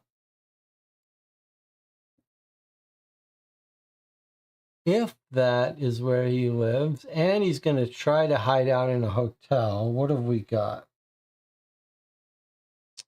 We've got this hotel down here, Grand Midlands, 16 Southeast. No entry for that.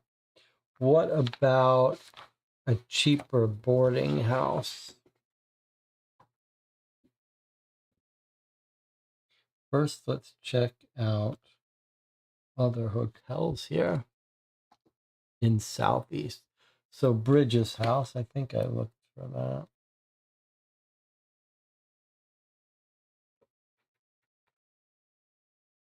Well, there's an entry there, but it's not for us. Midland Grand, 16 Southeast, no. Okay, so no hotels, but what about boarding houses? 86 Southeast, no. 11 Southeast, no. 30 Southeast or 59 Southeast, no. All right, well, we tried. Well, I guess there's a couple more up here, not in order. 25 southeast. Feels like we're not going to get him. What did I say? 25 southeast and 7 southeast. No. Okay. So, not at a boarding house. Not at a hotel. It's worth a try.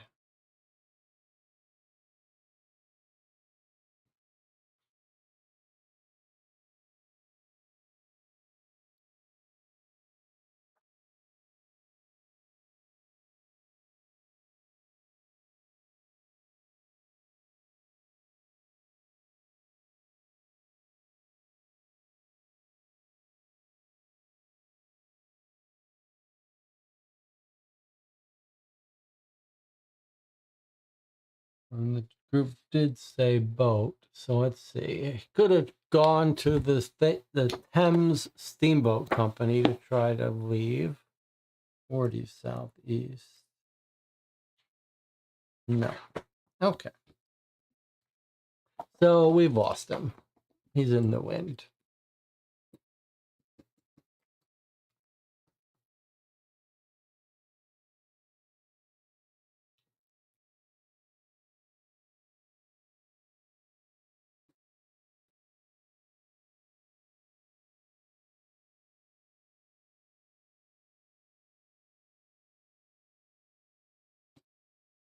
Is there anything else for us to do? Do we have other locations for his mom or dad they would hide him? Not really. I mean, he may very well be hiding with his mother. But there's no way for us to know that. We did visit the mother and didn't find anything.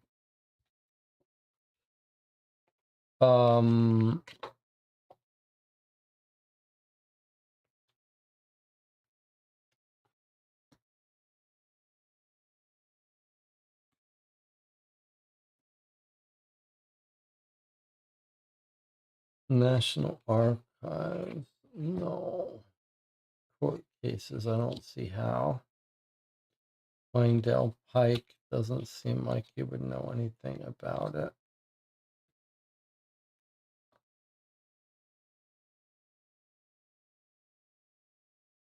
I think we might be done. Derek, you know, the perfect place to talk about, it's okay, the perfect place to help plan what we play and when, and to let me know what you'd like to play and when, is the Board Game Geek Guild for this channel. So if I could ask you to go to the Board Game Geek forum for the Co-op for Two YouTube channel. There's a link somewhere on this YouTube page, and there's a thread called the Game Queue, and just post on that what game you'd like to play or what Deadbolt Mystery Society games you're most interested in, and let me know there. And then you and I can figure out what we should play next. But not while we're in the middle of other streams. Okay. We may be done with this case. I mean, we know about the gun, the shooting. We don't quite know about the strangling, but don't you think the most likely explanation is that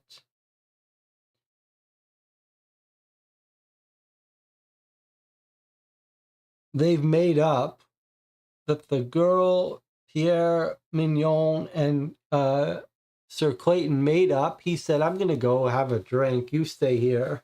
They're married. Maybe they're not even supposed to tell anyone they're married. Maybe the butlers know and they're covering it up.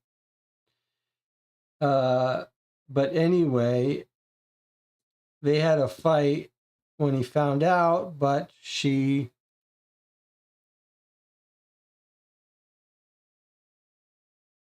convinced him that she was on the level, and she was.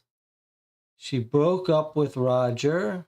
She was done with all this nonsense. And Roger came in and strangled her. And while he was strangling her, she got out her derringer from under her dress, shot him in the leg, and he lost it and beat her to death. It's as simple as that. I think we're ready to answer questions.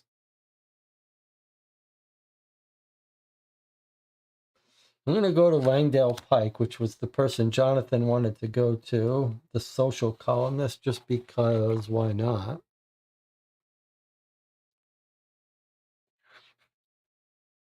Okay, let's see what Langdale has to say.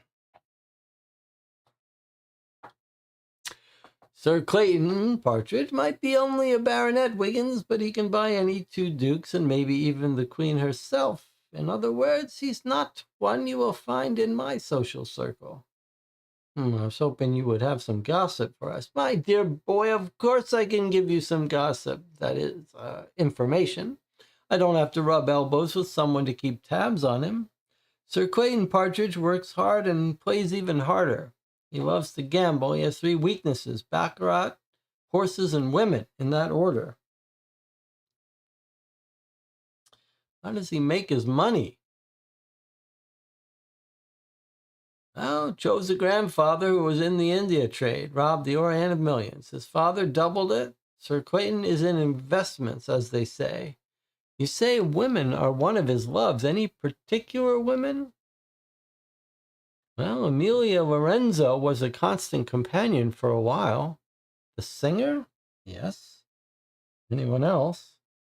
Of course, but none stands out over the others. What about Madame Mignon Pierre? Ah, Mignon the Magnificent. She runs what is politely called a gambling salon, but the way she runs it, chance is an insignificant factor and skill even less of a one.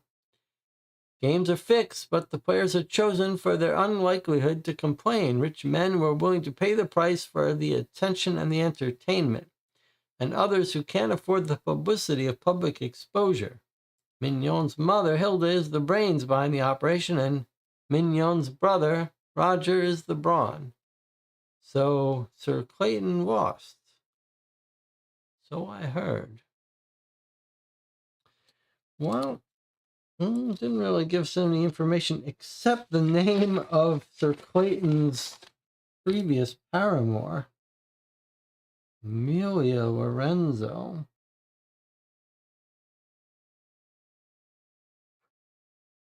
Let's see if we can't talk to her.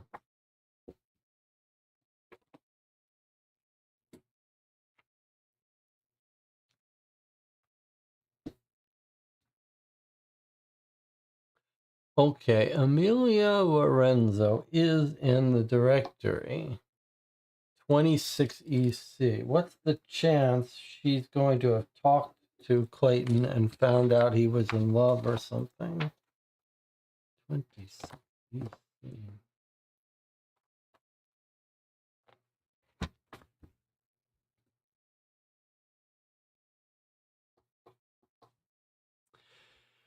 A grand piano dominates Miss Lorenzo's sitting room. The walls are covered with posters from Miss Lorenzo's many worldwide performances. She stands in front of us now, holding a teacup and explaining her relationship with Sir Clayton. You must understand, gentlemen, Sir Clayton loves his freedom. He doesn't want to marry or make commitments to any woman. As long as you accept that, he's a generous and loving friend. But if you expect more from him, he'll drop you as fast as a bad poker. Are you still on good terms with Sir Clayton? Asked Wiggins. Yes, I have my singing career. I have no desire to marry and settle down, and if I did, it would not be with Sir Clayton. What is that? Well, she says, horse. No matter how much money our master might have. Okay, so this was the infamous missing broken clue where some sentence is lost. But I don't think it's relevant. I mean, I know it's not relevant. People have studied it, have reported that it's not important. But this seems to say Sir Clayton didn't want to get married, but we know he did get married to her. We've seen the records.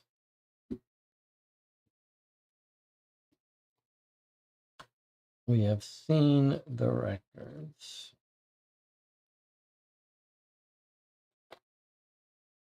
National Archives and Criminal Records. There's the library.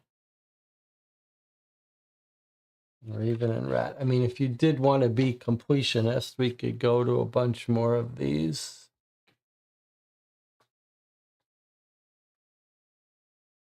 Let's look for criminal histories on these people. Sure, we were going to get some, but maybe we'll get some. I think we're done. I think we know all we need to know, but just cross our T's and dot our I's. Oh, this is the Old Bailey. We've already been here. He got arrested.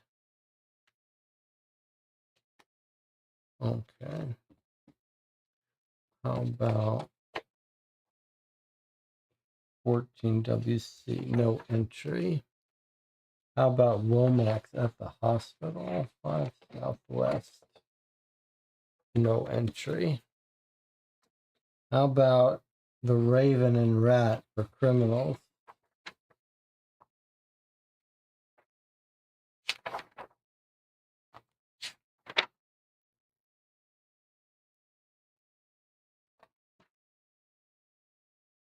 No entry.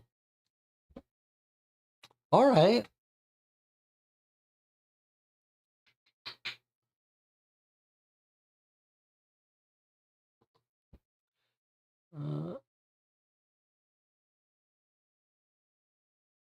Just think someone we should be able to find Roger. Feels too obvious. No other description of Roger. Doctor calls him. I don't think we are going to find Roger. There's no reason why we should find Roger.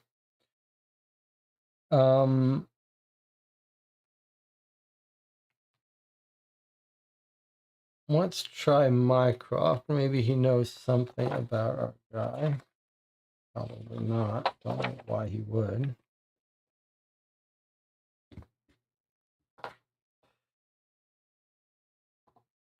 Mycroft joins us in one of the public rooms where members of the club can meet non-members and talk, an activity forbidden to members of the Diogenes.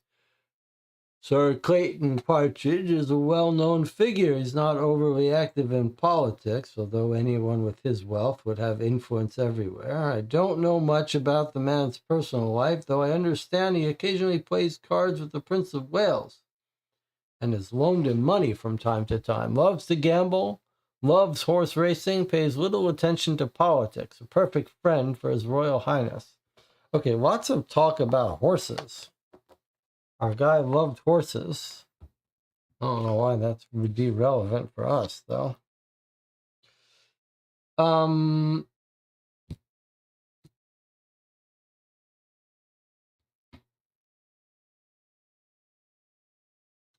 of London, now the British Museum. Yes, let's go chase down our last little side leads. Let's go to the Tower of London, which is 14 EC, I guess. No entry there. Let me make sure I've got the right address.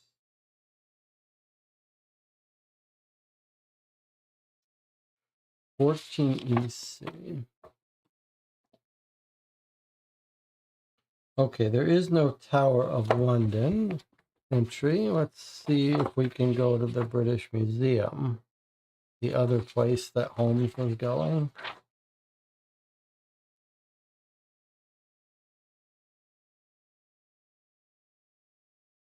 British Museum.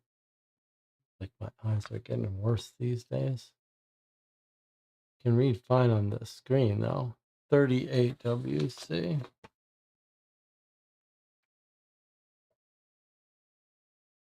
My whole life is YouTube now. I can't read in real life, only on the screen.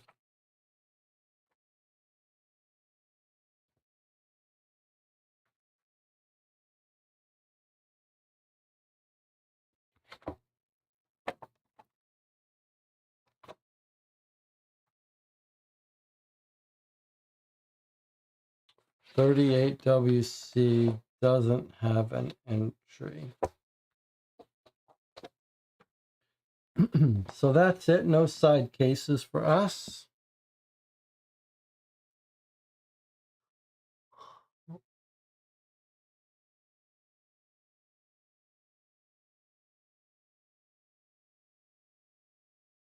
I think the part about the description is just so that we can tell the police exactly what to confirm. That's our evidence. Like if we needed to prove our client's innocence, there it is. The doctor who treated him with the gunshot can say exactly what he looked like, and he looked like Mr. Roger.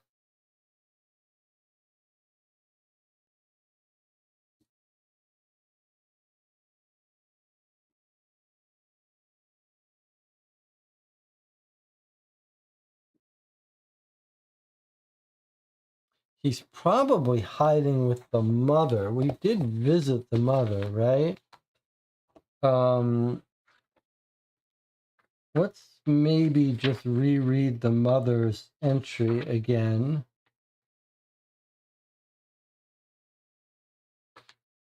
89 Southwest, to see if there's something she says that now lets us figure out where he's hiding in her house.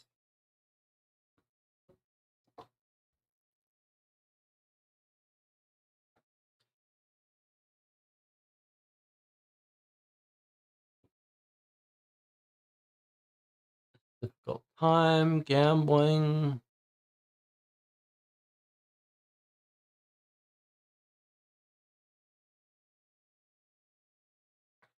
They were to be married next week, she says, but they got married sooner. Mignon was so happy. Yeah. Okay.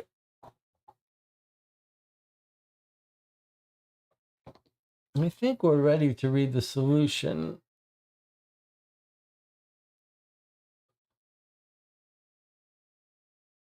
It's true, it's tempting to try to find the horses. I don't think we can find the horses.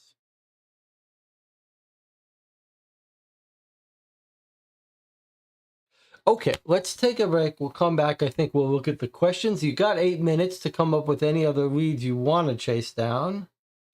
Otherwise, we'll read the questions. If it asks us something we don't know, we'll go back into the field. I'll see you in 8 minutes for the wrap up of the case.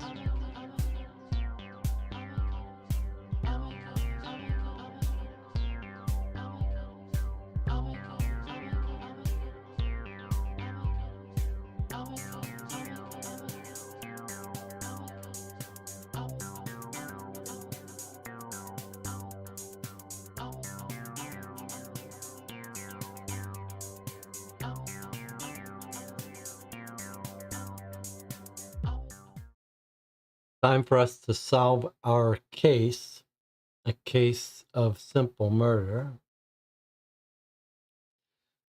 Is there anything else anyone wants to talk through before we read the questions? Now, the official rules say once you read the questions, that's it, but we don't really play that way. If we read the questions and for some reason feels like we missed something huge, then we can go back, but it feels pretty good to me.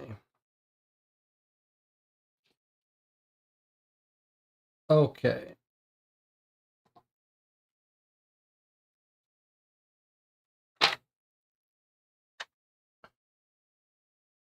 So Sir Clayton says she's demanding the money. If he's telling the truth, then we've missed something because we think they got married and all that. Okay, let's read the question. That's case one.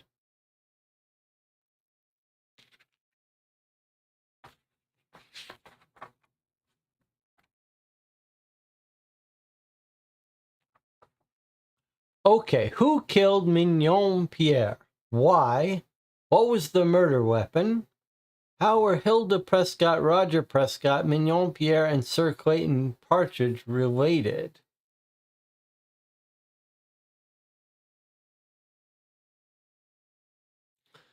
All right. Well, that's a little more. I wasn't quite expecting questions. I was expecting a little more help from the questions. All right. So, who killed Mignon Pierre? We have an answer to that one. We believe the answer to one is Roger Prescott.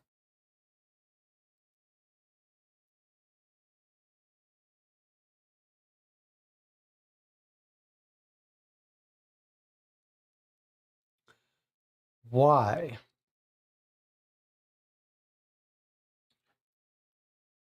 Jealousy. What was the murder weapon? Just what it appears, don't we think?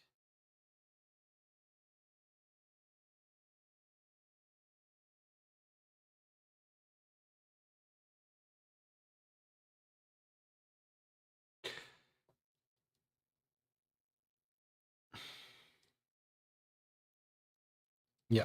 I was going to say my old theory about framing, what if I was thinking what if she did leave and he killed her and then brought the body here to frame him? But that doesn't make sense with the shooting. So I think it's the walking stick, Clayton's walking stick. It's just that it happened in his Clayton's room. Roger snuck in, confronted her, strangled her, she shot him, then he beat her to death. And probably Clayton just left her here to hang out after they made up. Now, 4. How are they related? I guess what we're being told is that Hilda is the mother of Roger. And Mignon Pierre, we think, is not related to any of them. The rest of them are unrelated, right? Or is there something else that we're missing? We don't think Mignon Pierre, we have no reason to believe, is related to Hilda Prescott.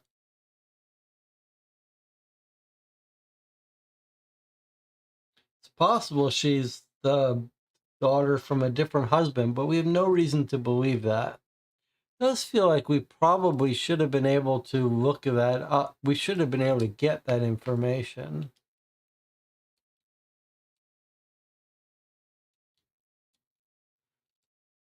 Was Roger one of the Mignon's husband? Oh, that's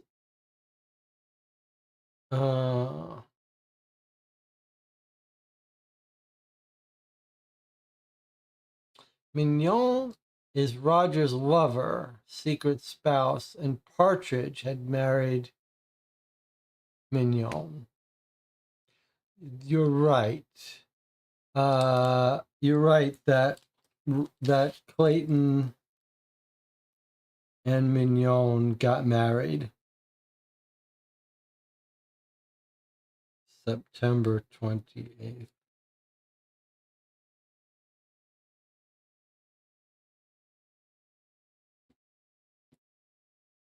It's just that Pierre Mignon, we don't know who her mother or father are. We know that she calls this woman her mother, but I don't think we have any indication that she really is.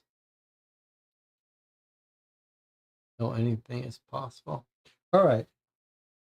Are we ready to read the answers, or does anyone else want to get on the record with any different answers? Number 2 and number 3 would be the best candidates to having a different answer.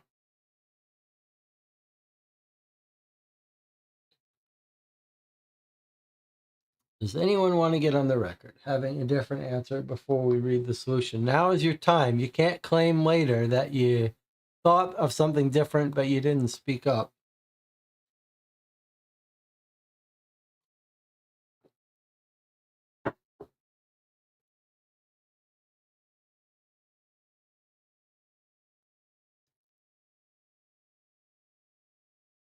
Are we ready? Roger is also the husband. Possibly, yeah, possibly she is married to him. We don't know that for sure, right? She could just be the lover. Tony says, feels like Roger's too obvious. No, it's definitely Roger. 100% Roger. He's got a bullet in his leg from the gun. It's 100% Roger.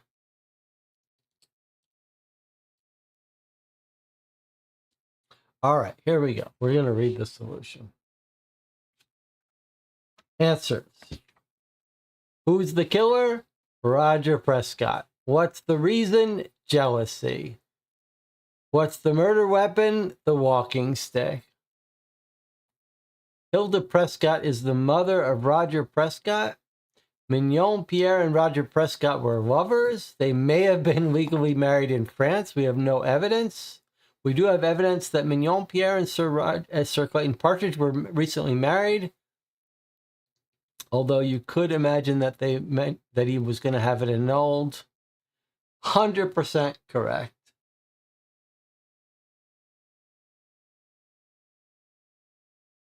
That's good job to everyone. But since Jonathan, this is like what Jonathan says, good job, Jesse. You called him. This is like, I'm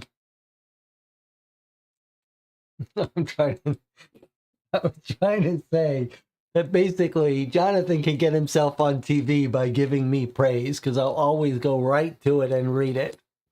But there's no benefit for getting on TV. All right.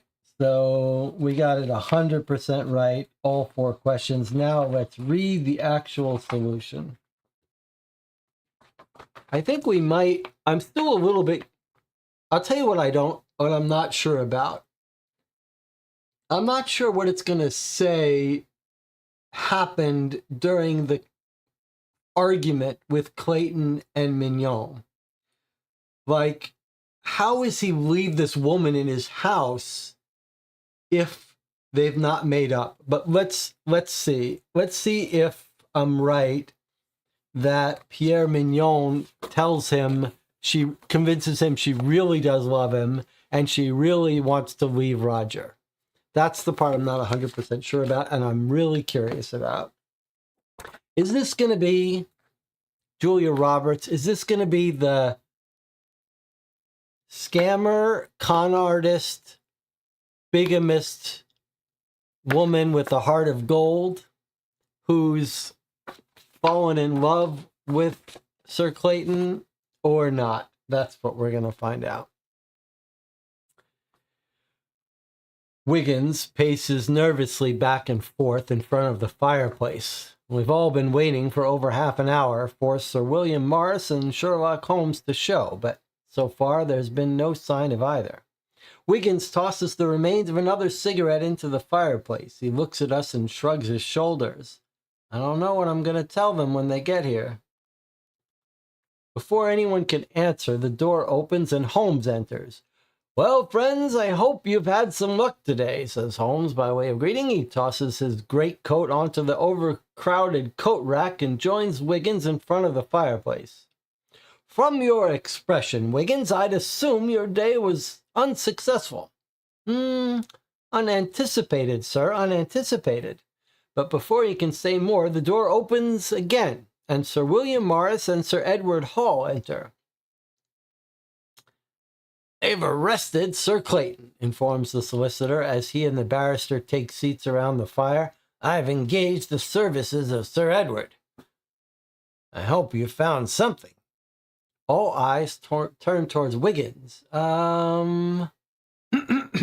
Wiggins clears his throat and tries to cover his nervousness. I did not feel comfortable with this case from the very beginning. This morning, when Sir Clayton spoke with such emotion about Madame Mignon-Pierre, it struck me that he spoke more like a jilted lover than a swindled card player. The deeper I delved into the case, the more reinforced that view became. I'm sorry, Sir William, but all evidence points to Sir Clayton as the murderer of Madame Pierre. Absurd, young man. Holmes, I want you to reinvestigate this case. Sir William, I can understand your anger, interjects Holmes, but facts are facts. I have little doubt that my friend Wiggins is up to the task you assigned him, but if it will reassure you, let us all examine what he has found and see if he could have erred. Lay out your case, Wiggins. Yes, sir. First I went to Scotland Yard. All physical evidence points to Sir Clayton. Mignon-Pierre was beaten to death with a heavy walking stick. The stick belongs to Sir Clayton. She was killed in his study, where they were seen arguing. But surely he had a right to be upset. The woman had swindled him out of a large sum of money, over £5,000. No one can believe he would murder her because of it. Sir William seems to be addressing Hall as he points out his client's defense. Well, I agree, continues Wiggins. It doesn't seem likely that a man of Sir Clayton's wealth would murder over £5,000. Precisely. But he might, if the woman he loved was found to be unfaithful, and the woman he loved was... Oh, nonsense. No one denies Sir Clayton is a robust man who now and then might have a little affaire d'amour. Sir William shakes his head. But love? Murder? Nonsense. What of marriage? Asks Wiggins as he lights another cigarette. Marriage? A check of records show he and Mignon were married 3 weeks ago. A marriage that he kept secret, apparently even from you, Sir William. Sir William just shakes his head as Wiggins continues. A check at the French embassy shows that Madame Pierre was in the habit of marrying rich men. She had married 3 different men over the years, all wealthy and all still alive. No divorce? Asked Sir William. No. She's wanted in France for bigamy, states Wiggins. Before Wiggins can continue, the door flies open and in rushes Gregson. His facial features are pinched into a pained expression, and his whole demeanor is one of exhaustion. He drops into one of the empty chairs before saying a word or removing his coat. After exhaling slowly and pushing his hat to the back of his head, he finally addresses us. Holmes, you have to help me. Ever since I arrested Sir Clayton, I've been bombarded with demands for his release, but damn it, he is guilty. Sir William jumps to his feet. If Scotland Yard would dig deeper into this case instead of using my client as a scapegoat. Okay, I'm starting to think Clayton is trying to frame Roger, but We already got the answers. Okay, let's read. Scotland Yard would dig deeper into this case instead of using my client as a scapegoat. Scapegoat? Gregson jumps to his feet. Scapegoat? I haven't had a moment's peace since the body was found. I've turned over every stone. Each fact leads to only one conclusion. Your client is a murderer.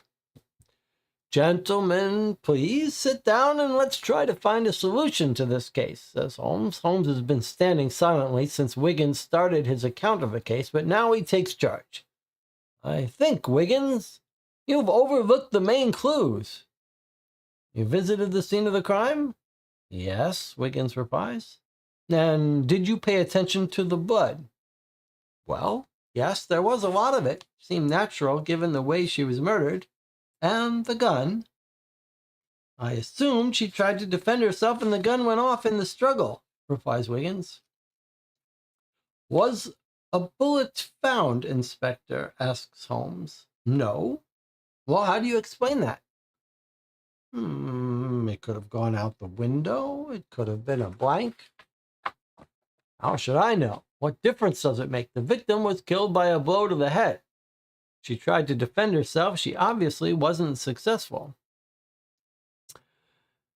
Well, if you remember, there was a lot of blood around the body of Madame Pierre, and there was blood spattered by the door. You have assumed all the blood came from Madame Pierre, when in fact the blood found next to the door was from her assailant, which she shot in the last moments of her life. It was obviously not a fatal wound. The bullet could not be found because it left the scene of the crime lodged in the murderer. A check of doctors led me to Dr. Jabilsko, who had removed a bullet from a man's leg the night of the murder. The man said he was attacked by an assailant as he was walking home and he was going to report it to the police. I checked with the local station, but no report was filed. Her brother, shouts Wiggins. What? Demands Gregson. Madame Pierre's brother. He had a bandaged leg. Said he had injured it in an accident. Sounds like we should have been able to talk to him, but we didn't. Weren't able to find him. Good, Wiggins, says Holmes. That should be worth investigating, Inspector. Well, I need more than an injured leg, retorts Gregson. Holmes reaches into his pocket and removes a small envelope. He opens it and pours a shiny object into the palm of his hand. Here is the bullet Dr. Jabilsko removed from the man. I have marked it so he can identify it. If you check with Murray, you may find that it matches the type fired from Madame Pierre's gun. Circumstantial, says Gregson. Inspector, if you get a match on that gun and Dr. Jabilsko identifies her brother, I'll get Sir Clayton off. And you can take my word for it, Roger Prescott will be convicted, says Edward Hall. Oh, and that's the end. All right, so the key was finding that bullet and the description, just like we thought. It is interesting that this is framed as Wiggins didn't get it, but Holmes had to step in and solve it. It does also look like someone at some point found the bandaged leg. Like we should have been able to find his bandaged leg. I'm not sure where we would have found him. I'm just going to quickly scan through and then we can talk about the case. I suppose we should take a moment to give ourselves a little recognition. We solved that case. We got it 100% correct, except no mention of how he left this woman in his house.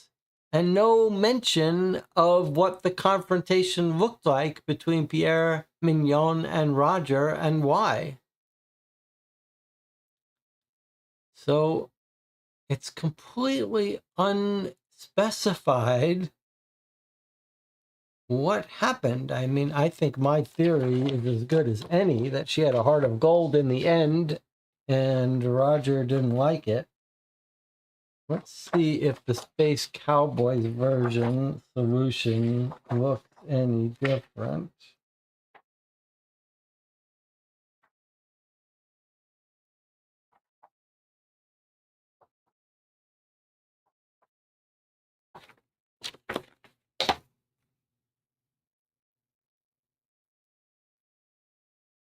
All right, so let's just take a look at this for a second. I'm going to see if they changed anything. Wiggins was unexpected, sir. Unexpected. Da, da, da.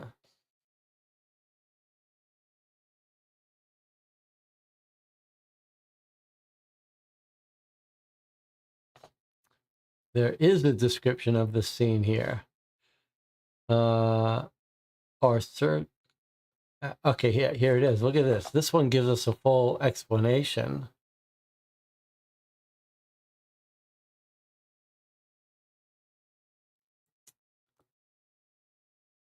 Starting at the scene of the crime, source which quoted the traces of blood. After the departure of Sir Clayton, a stranger, furious, entered the garden, into the office. He discovered Mignon Pierre taking an interest in our baronet's safe and attempted to strangle her, but the lady was resourceful. She pulled out a weapon on the stranger. A stranger for the moment. Must admit, man. So she, in this telling, she was trying to rob his safe. Surely that's not the actual solution.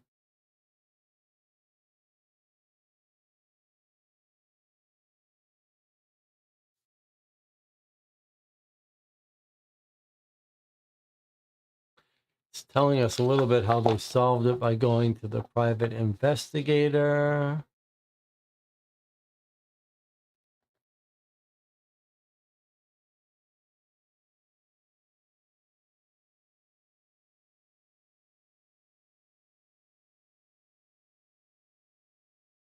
What the hell is this? Madame Pierre wasn't at her first feat of arms. In a race to fortune, she created many victims. Jacques Dubois, who, not sporting such a disgrace, put an end to his days. But not all of them are suffering from a bullet wound. During my visit to Dubois, even if I have to admit he perfectly played the part, I noticed he wasn't moving from his sofa. He still had the bullet.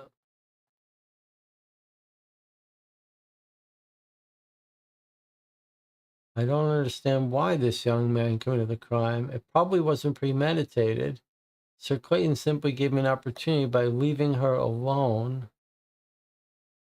Dubois must have been waiting for days for an occasion of the sort. Madame Pierre was always accompanied.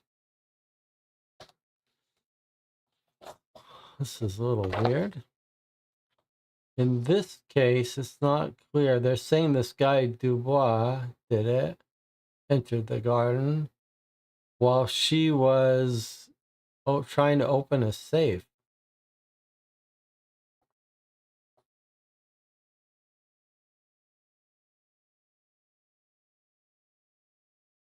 I can't tell, though, if Dubois in this version is still her partner or just a previous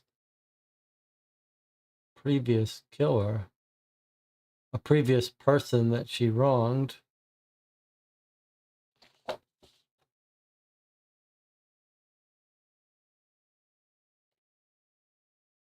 The detective, Mr. Dubois, is a detective.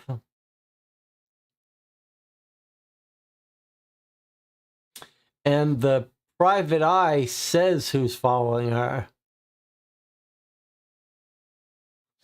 I just want to read that. So if we look at our detectives,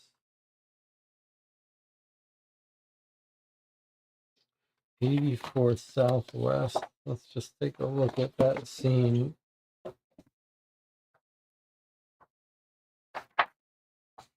So when we go visit the detective,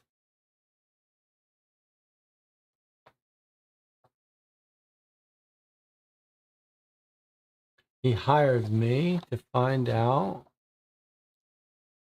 So Roger Prescott is still in this case, but he's not the killer. So they completely changed who the killer is in this case.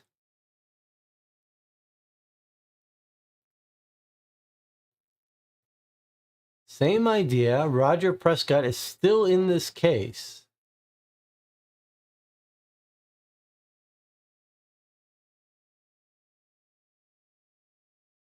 Okay.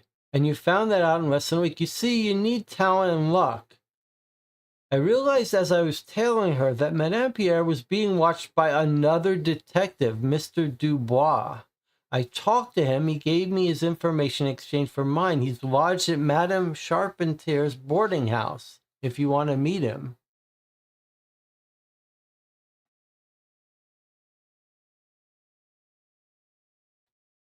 So they completely invented a new killer. They completely invented a new changed killer.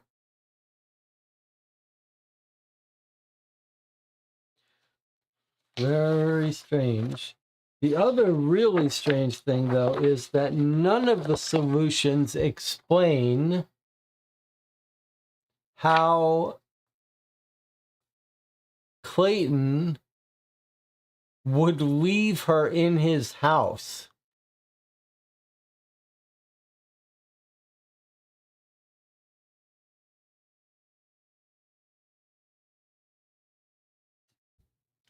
That, to me, is a big missing element.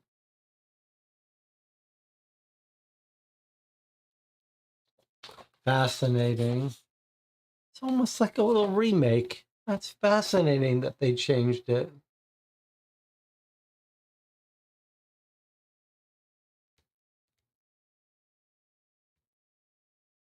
I like my solution better.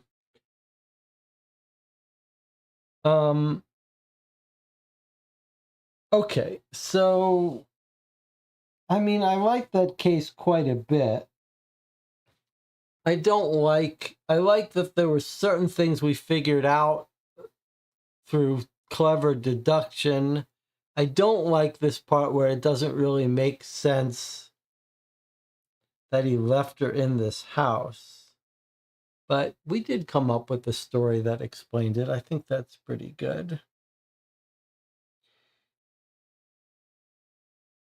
It is interesting for me to think about the case I've been working on for the last month and just finished and compare it to the Sherlock Holmes cases. And I think in some ways, I'm reminded of the strengths of these cases that perhaps there's lots of great stuff about my cases, but I think I can see in some ways where these shine. And looking at my case, there's an occasional really long lead, but lots of short leads. And what's interesting here is how Sherlock Holmes, I'm reminded, really does have many more big leads. Like there aren't nearly as many leads in these cases as I tend to write, but the length of leads, the average length of a lead is significantly higher than the average length of my leads. Very rare for my leads to be so long. And I think that creates a different kind of feel, much more like a novel. Whereas I think my case tends to be a little more brisk and a little harder to hide things in because most of my leads are short. So I think that's one area where I have a lesson to learn from Sherlock Holmes consulting detective cases. And I think the other place is, if I look at my case, it feels like I tend to be a little more focused on sort of puzzles that have to be solved very, very compartmentalized puzzles. Like you learn some information and then it's almost like linear. Like you have to figure out how could we figure out how to get to the next place and the next place. Whereas in this game we played, it felt like half the case we were just learning about things without a puzzle to solve. And then occasionally we got a little puzzle, like where would he have gone to be treated and that. But there's much more amount of time given in this case to just gradually telling the tale of all these people and details. And I think maybe I need to learn a little bit from that. Marco says, can you check 59 Southwest for a witnesses? 59 Southwest was the embassy. We already went there. It's not a place for witness. It's the location of the embassy. So they just give us the background about how she's a swindler. We don't miss this woman much in Paris, he says.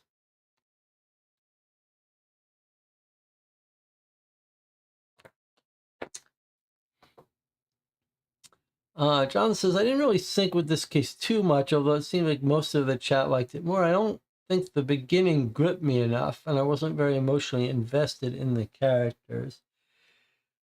Yeah, I can see that. I can see how it wasn't all that captivating a setup. And we had an accused person that was lying to us.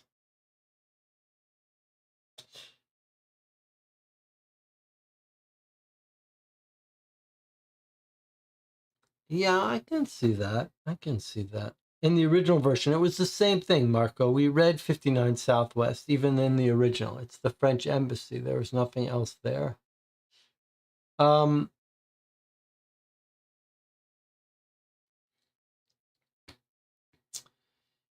Yeah, the setup was not as motivational as some of the others, but I think it still had the key element, which is we've got facts that don't make sense. To me, that's a recipe for a fun case. Facts that don't make sense. How can you make it make sense? And it was fun to uncover that the woman was scamming him and that there was a third man. It was fun that it took us so long to figure out that there was another man.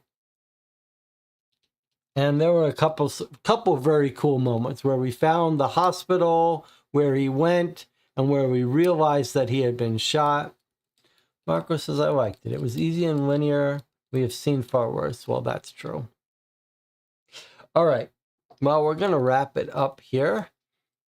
I'll see some of you on Sunday. I'm not sure what I'm going to do on Sunday. If you want to help decide, you can stop by the Board Game Geek Guild for this channel. There's a game queue thread.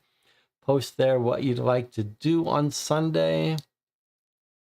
I'll have to give it some thought.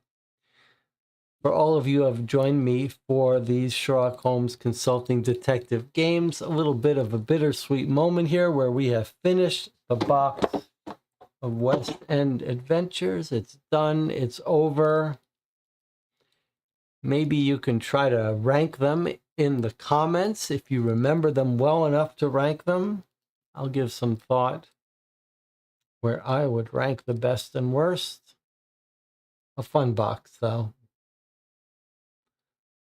Hard to beat Sherlock Holmes Consulting Detective. All right. I'll see all of you next time.